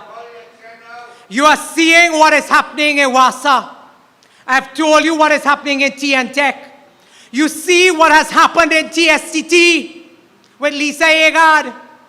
Today, TSCT, after 1 year of a major cyber attack in this country, where your data, over 1 million subscribers, their data out there on the dark web, after 1 year of incompetence, they are now coming to say that they have a report into a cyber attack. This, brothers and sisters, and when I raised this issue, the speaker told me, she said, you can't use the word espionage and you can't use the word sabotage. When the national security apparatus that works with internet connectivity that is provided by TSCT, B-Mobile, has been infiltrated, what the hell do you call that if that is not treason? And Marvin Gonzalez says today, yes, we have been telling them to put the report in the parliament so everybody could see. But we have also been telling them that natural justice must occur. There must be due process.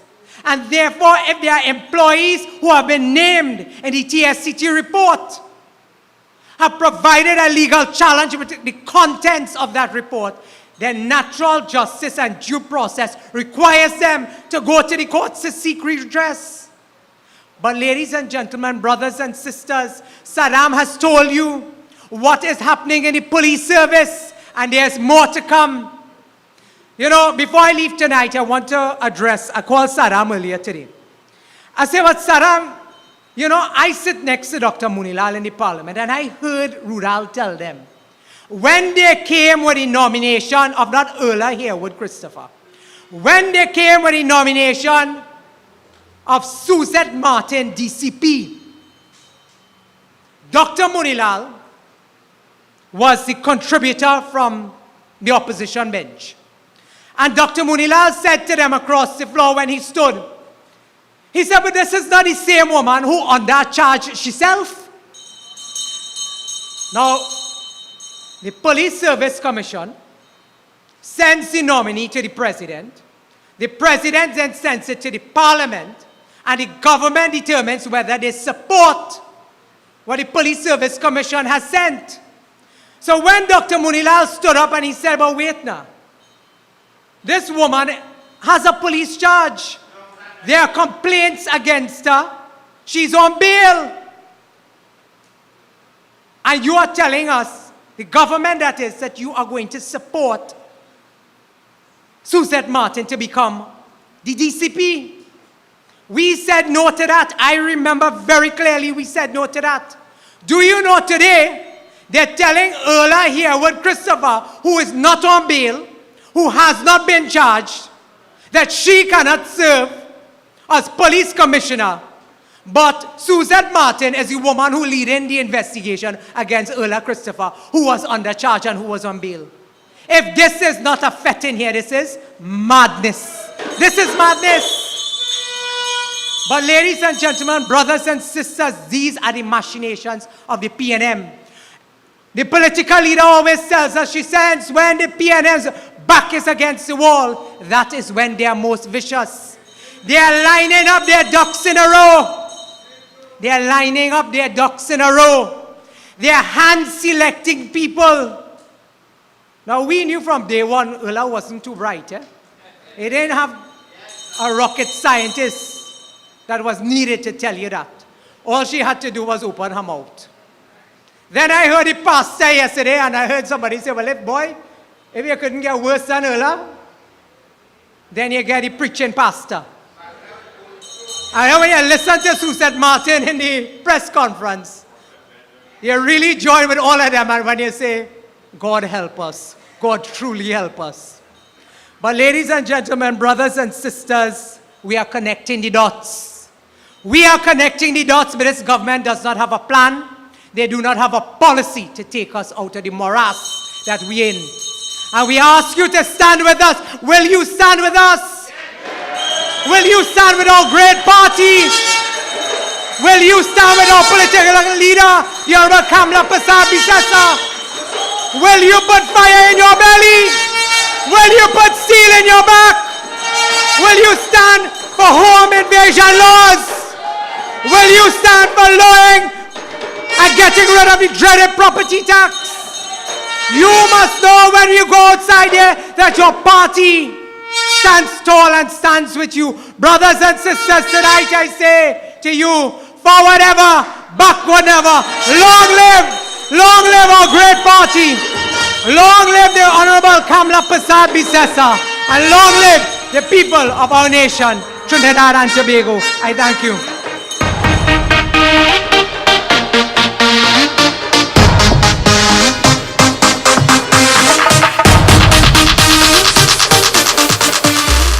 That's the man they call the pepper mouth. And now you see, ladies and gentlemen, these are the type of representation we have in the parliament. These are the men and women who stand against this government to protect your rights in this country. And don't let me hear when this election call, we want to know when Kamla going, and I ain't like Barry, and I ain't like this one. We have a whole government that ain't like nobody in Trinidad and Tobago.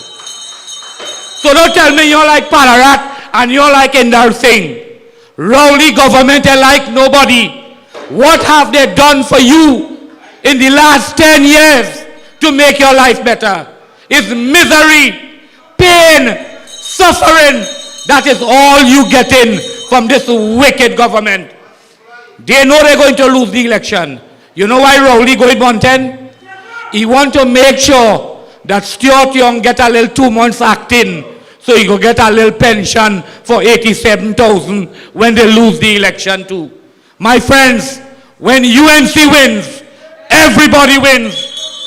Kamla Prasad-Bisesa was the best prime minister this country ever had. The most caring, the most loving. Everything she gave you, the PNM took it away. If you want those days to come back when you are happy and carefree, without crime, with jobs, to put food on your table, to fix your road, fix healthcare, fix education. Kamla Prasad Bisesa is the only leader can rescue and save Trinidad and Tobago. My friends, it's time to bring on my member of parliament, a man who I went to school with at the Avocat Vedic School. This doctor really do deserve no kind of accolades here this evening. And I was just sitting there thinking something. I said if Dr. Bodoe delivered 5,000 babies in his career, and Dr. Tim Gopi Singh deliver next 5,000 all over Trinidad, you think UNC should be losing any election? Because we don't play the fool. We vex our pothole. We vex because your drain are clean. This government have you running, ducking, locking up yourself in a house, but you don't want to vote because your councillor and fix a pothole in front of your road. Nonsense! We have to get rid of the PNM. And the only way to do it is to support Kamla Prasad Bisesa and the UNC. Dr. Bodoe was born right here in Faizabad. His first job was a teacher. He holds 2 degrees from the University of the West Indies, 1 in chemistry from St. Augustine campus, and his medical degree from the Mona campus, which he obtained in 1984. Look, let me cut that nonsense. Let us bring on the best member of parliament for Faizabad, Dr. Lackram Bodoe.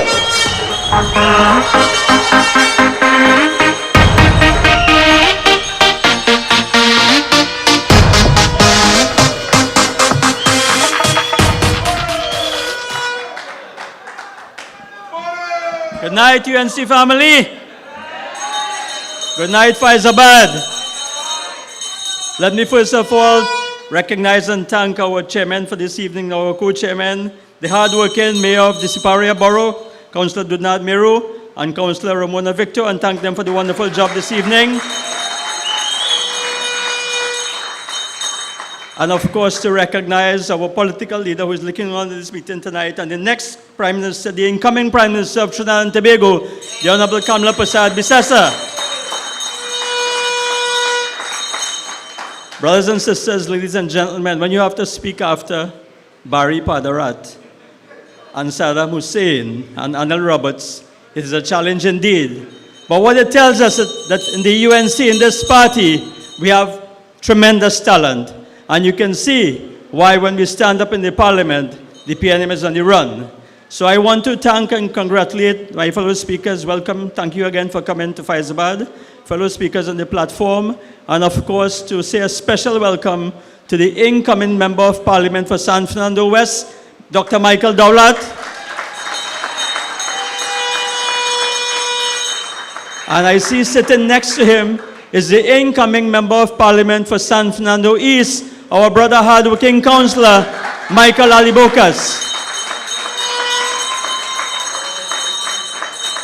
And of course, I want to recognize my fellow parliamentarians who are here, who have joined us this evening, and of course, the members of the local government, representatives and so on. I see our friends from the OWTU. I know this is mixed feelings when you come to Faizabad, our friends, because here is where it all started, and of course you come here with a great deal of sadness because of the closure of Petrotrin, and we can talk about that further as we go along. So my dear constituents of Faizabad, UNC family, the hundreds of you here tonight, and I believe there are over 2,000 viewing online on the social platforms, and the tent outside is full and overflowing onto the road. A true pavement report in Faizabad indeed, brothers and sisters. So tonight we will continue to address the issues that affect you and your families on a daily basis as we try to survive the dying days of this incompetent PNM administration.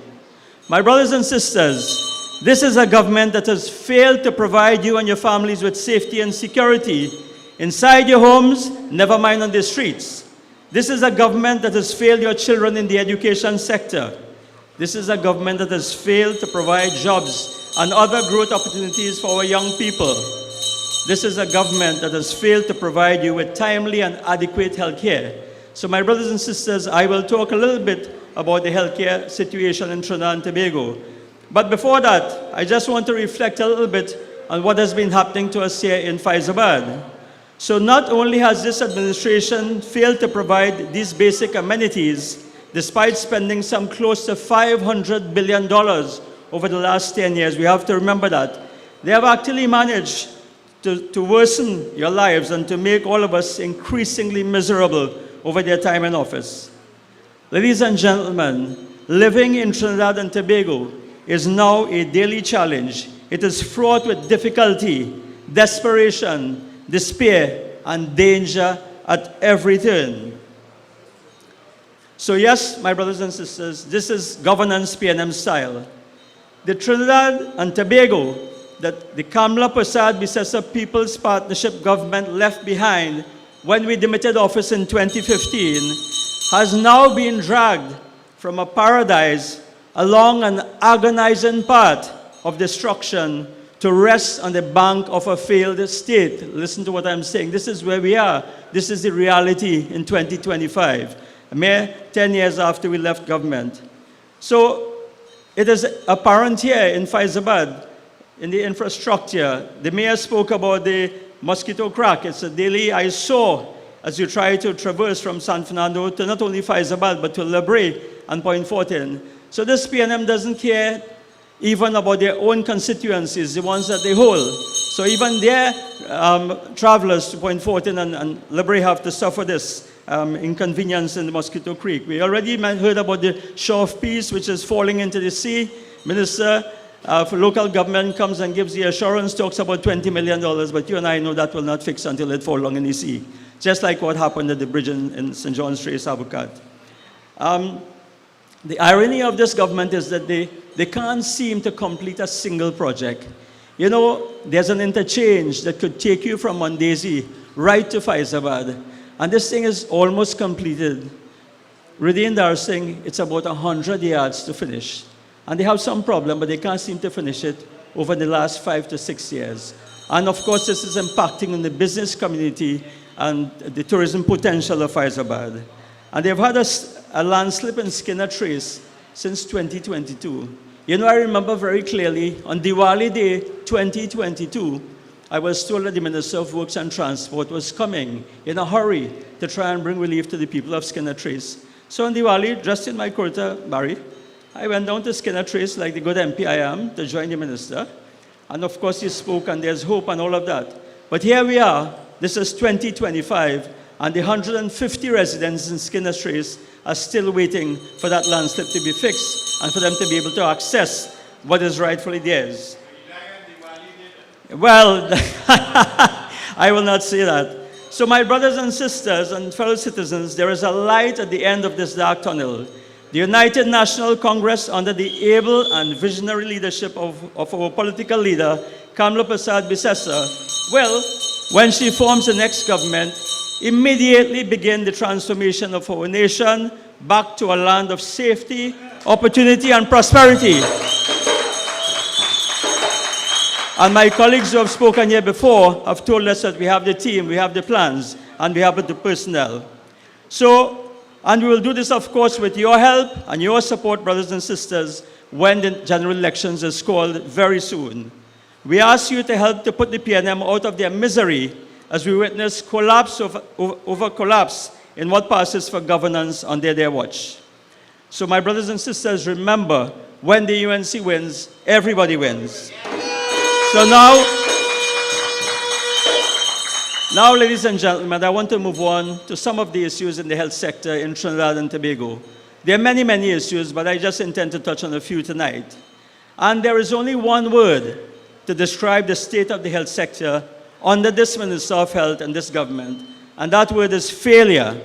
This Minister of Health has been a spectacular failure choosing pomp and ceremony and beating of the chest instead of trying to address the real issues in the health sector. The health sector has collapsed under his watch, from COVID to cancer, from cardiac care to chronic disease, from children life funding to children dying in NICUs. The story is the same. This minister has bungled it all. Ladies and gentlemen, rest assured that the UNC, when the UNC returns to government, we will fix it.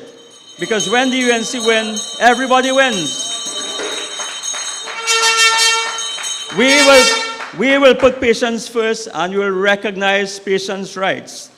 The UNC will have a reliable hotline manned by experienced medical personnel to address the needs of the citizens. We also intend to amend the Children's Life Fund Act so that more children, we can expand the number of diseases so that more children, more needy children can access this fund. And of course, with regards to that disaster that happened in the NICU at the Port of Spain General Hospital, we will act with haste and on the PAHO report on the NICU to ensure that all the recommendations are dealt with and implemented. So, after spending some $60 billion in the health sector, many of you here tonight, yourselves, your families, and so on, still have to wait too long for your CT scans, for your ultrasounds, and your MRI scans and elective surgeries. When the UNC wins, we will guarantee you a maximum waiting time for your tests and surgeries. It means that we will set a certain standard and say, listen, you are not going to have to wait for more than that. And I want to assure you that this waiting time will not be in years, as you are currently experiencing under this PNM government, but it will be in months, if not in weeks. So that is something that we are going to deal with as soon as we get back into government. Many of you and your loved ones still have to wait long times in the accident and emergency departments and outpatient clinics for treatment. We will fix this as we did in 2010 to 2015. We will ensure that the Couva Hospital becomes fully functional so that citizens will finally have access to the 230 beds, currently empty beds, most of them empty, in a facility that has state-of-the-art CT and MRI facilities. Brothers and sisters, we will put an end to the politics of spite in Trinidad and Tobago, where a government can leave a new hospital closed for 5 years, claiming it to be a construction site, only to be able to open it in 2 weeks during the COVID period. So it couldn't have been a construction site. And now, again, underutilizing this great facility while patients are suffering for beds at the San Fernando General Hospital and the Mount Hope facility. So we are going to fix that, ladies and gentlemen. Ladies and gentlemen, under the incoming UNC government, we will revolutionize cancer care. Cancer is something that is dear to many of us. Many of us with our relatives, we'll know friends, families, neighbors, and so on, who suffer this dreaded disease. And as I speak, today is recognized as World Cancer Day by the Union for International Cancer Control. And whilst we salute our cancer survivors, we have to take note that cancer treatment services in the public health sector in Trinidad and Tobago still has a long way to go. We are going to fix this. Recently, a couple of days ago, there's a story of a patient who required a treatment called brachytherapy at the St. James facility. And the patient is being told that the machine is being repaired. Brothers and sisters, in this day and age, it is an emotional thing. Every minute that you wait to get treatment, you're worried. You're worried that the disease is taking effect on you. So that cannot be an acceptable situation. And we are saying that this is something that we are going to fix in a very definitive way. Cancer care can be expensive. The drugs are expensive. But in many instances, we know it's life-saving. A UNC government will consider ring fencing and protecting a separate budgetary item for cancer drugs. Understand what we are saying. Currently, the allocation for cancer drugs comes into a bulk with the other drugs, and sometimes if the money run out, too bad for you. That's what happens. So we are saying to you that we will consider putting a separate line item in the budget. My parliamentary colleagues will know what I'm speaking about, to deal with cancer drugs. So And we will guarantee and ring fence an allocation within the external patient program. Brothers and sisters, in 2010, the People's Partnership Government under Kamala Prasad Bisesa created something called an external patient program. That program is meant to take up the slack when the public facilities, when you go to the hospital and you can't get the service there, this program is meant to take up the slack and allow you to go to a private facility in a reasonable time and the government will pay for it. This program has been underfunded. We are saying that we are going to look at this program again and make it, up the funding so that you can have your treatment in a timely manner. This government likes to come and boast about the number of tests they do. The Minister of Health is always jumping up. This RHA did 1,000 tests, this one did 10,000. What they don't tell you is how many tests they didn't do. They don't tell you how long you've been waiting for these tests. They tell you it's free. So of course it's free, but how timely is it? And that is the issue that we will fix. So we are going to put a comprehensive national cancer screening program in place, and we intend to establish a directorate of oncology services within the Ministry of Health, akin to what we did in 2010, 2011, when we created a separate directorate of women's health to deal with the maternity deaths and so on that were occurring at the time. And of course, that has worked for the benefit of the population. So ladies and gentlemen, under the incoming UNC government, you'll be saying goodbye to drug shortages. This is something that affects you on a daily basis. Do you know that some 186,000 patients depend on CDAP for their medication? 186,000 of our brothers and sisters depend on CDAP for their medication. There are some 49 drugs available on the CDAP formulary currently. We remain in full support, the UNC remains in full support of the CDAP program. It's an essential social service, but we intend to expand the number of drugs available to you, and we also intend to make sure and review the drug formulary and update the drugs that are available and provide some more modern drugs for you.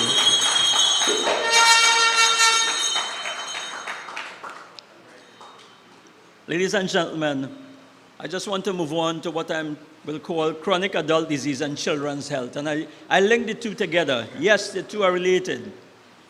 Hearing, vision, childhood obesity, and behavioral problems such as autism and ADHD sometimes go undetected and undiagnosed until it is too late for proper intervention.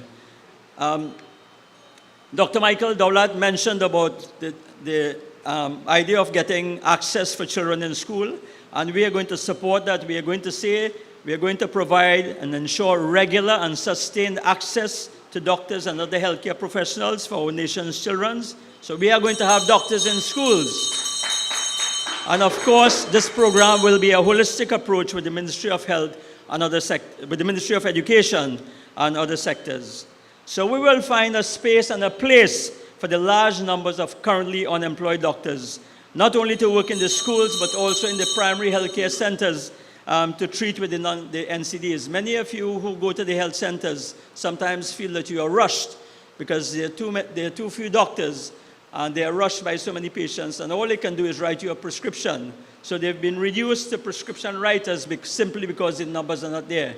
And what an irony it is that you have so many unemployed doctors and yet so few working in the public health sector. We are going to fix that, ladies and gentlemen. And of course, brothers and sisters, a UNC government will reopen the health centers after 4 p.m. and on weekends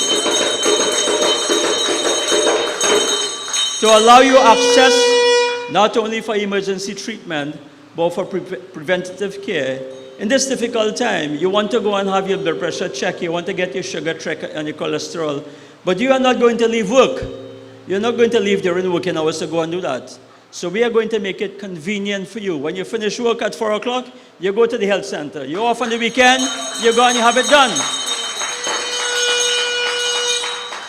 And that is a simple investment that can, bring great returns in terms of preventing chronic diseases like diabetes and high blood pressure and so on. I want to, as I come to a close, I just want to look at two other issues, my brothers and sisters. The and I'm saying here that we are going to look after your heart when we form the next government. What do I mean by this? You've heard me speak on many occasions about the saga of the cath lab at the San Fernando General Hospital, ladies and gentlemen. The priority of this government has been to build a $40 million car park, to build a $400 million administration building in Queen's Park East, car park at San Fernando Hospital. And while all of this is happening, patients are waiting and suffering for simple, basic treatment, which can be life-saving treatment. So, you know, sometimes you have to make choices.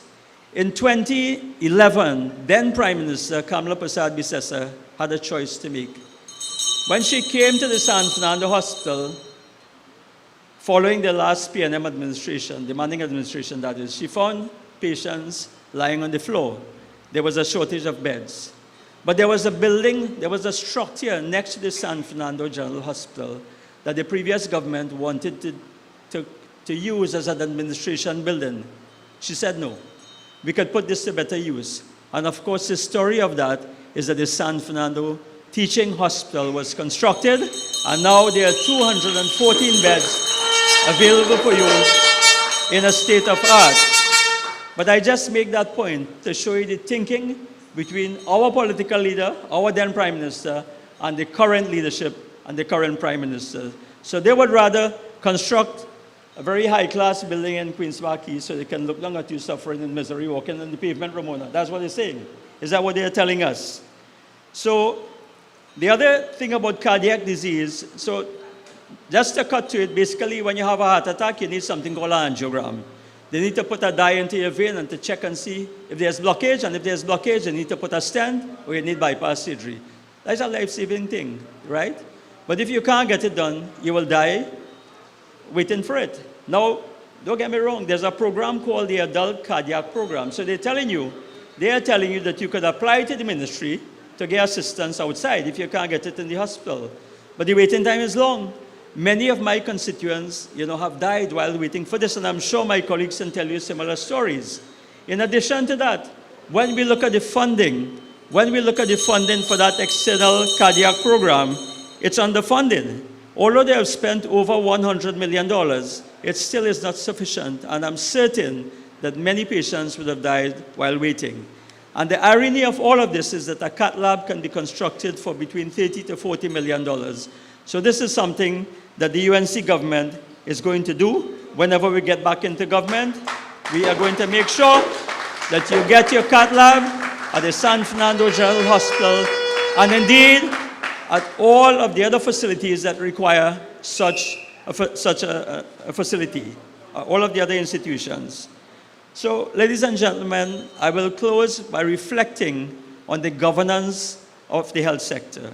Good and accountable management are the delivery arms of the health sector. The RHAs are what we call the delivery arms. The Ministry of Health makes the policy, but the RHAs is where the services are delivered. So this is important. Good management is important. And I want to ask a few questions before I close here tonight. Because if this is true, and if this is what is happening at one of the RHAs, and indeed might be happening at the RHAs, then this can explain why the health sector is in free fall, why it is in collapse, Ravi. Is it true that a hospital manager was recently employed at the SWRHA without the minimum academic qualifications and is now making a mess of things? And is it true that this appointment was made because of political affiliation? I'm just asking for a friend, Anil. Is it true that a plant engineer with no experience was hired because of his family connections, and he's unable to handle the maintenance and servicing of sophisticated and highly specialized medical equipment, Khadija? If this is true, this is a sad state of affairs.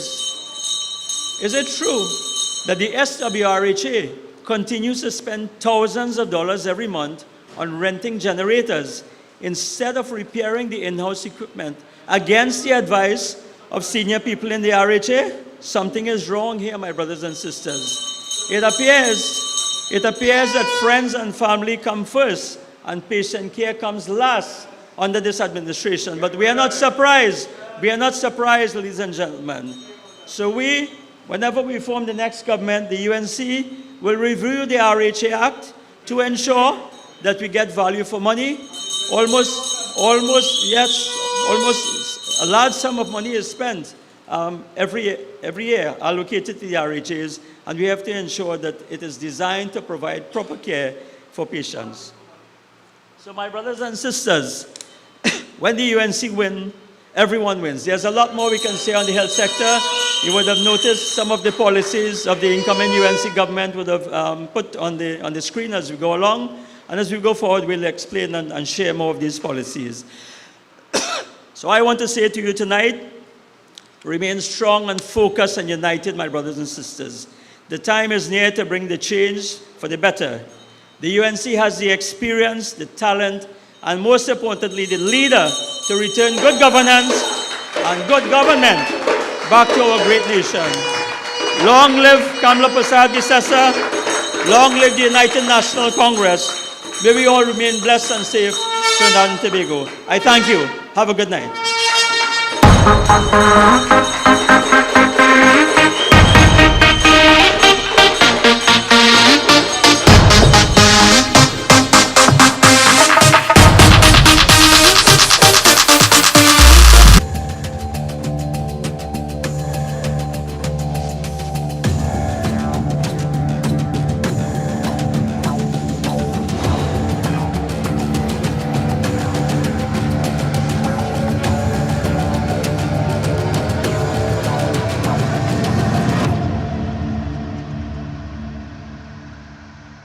Do you know that in 2016, 66 liters of diesel cost $100? Today, under the PNM, you get 20 liters of diesel for $100. The diesel you paid $100 for under the UNC now costs $327 under the PNM, which directly affects the cost of food, transport, and services. Guess who I'm voting for next time?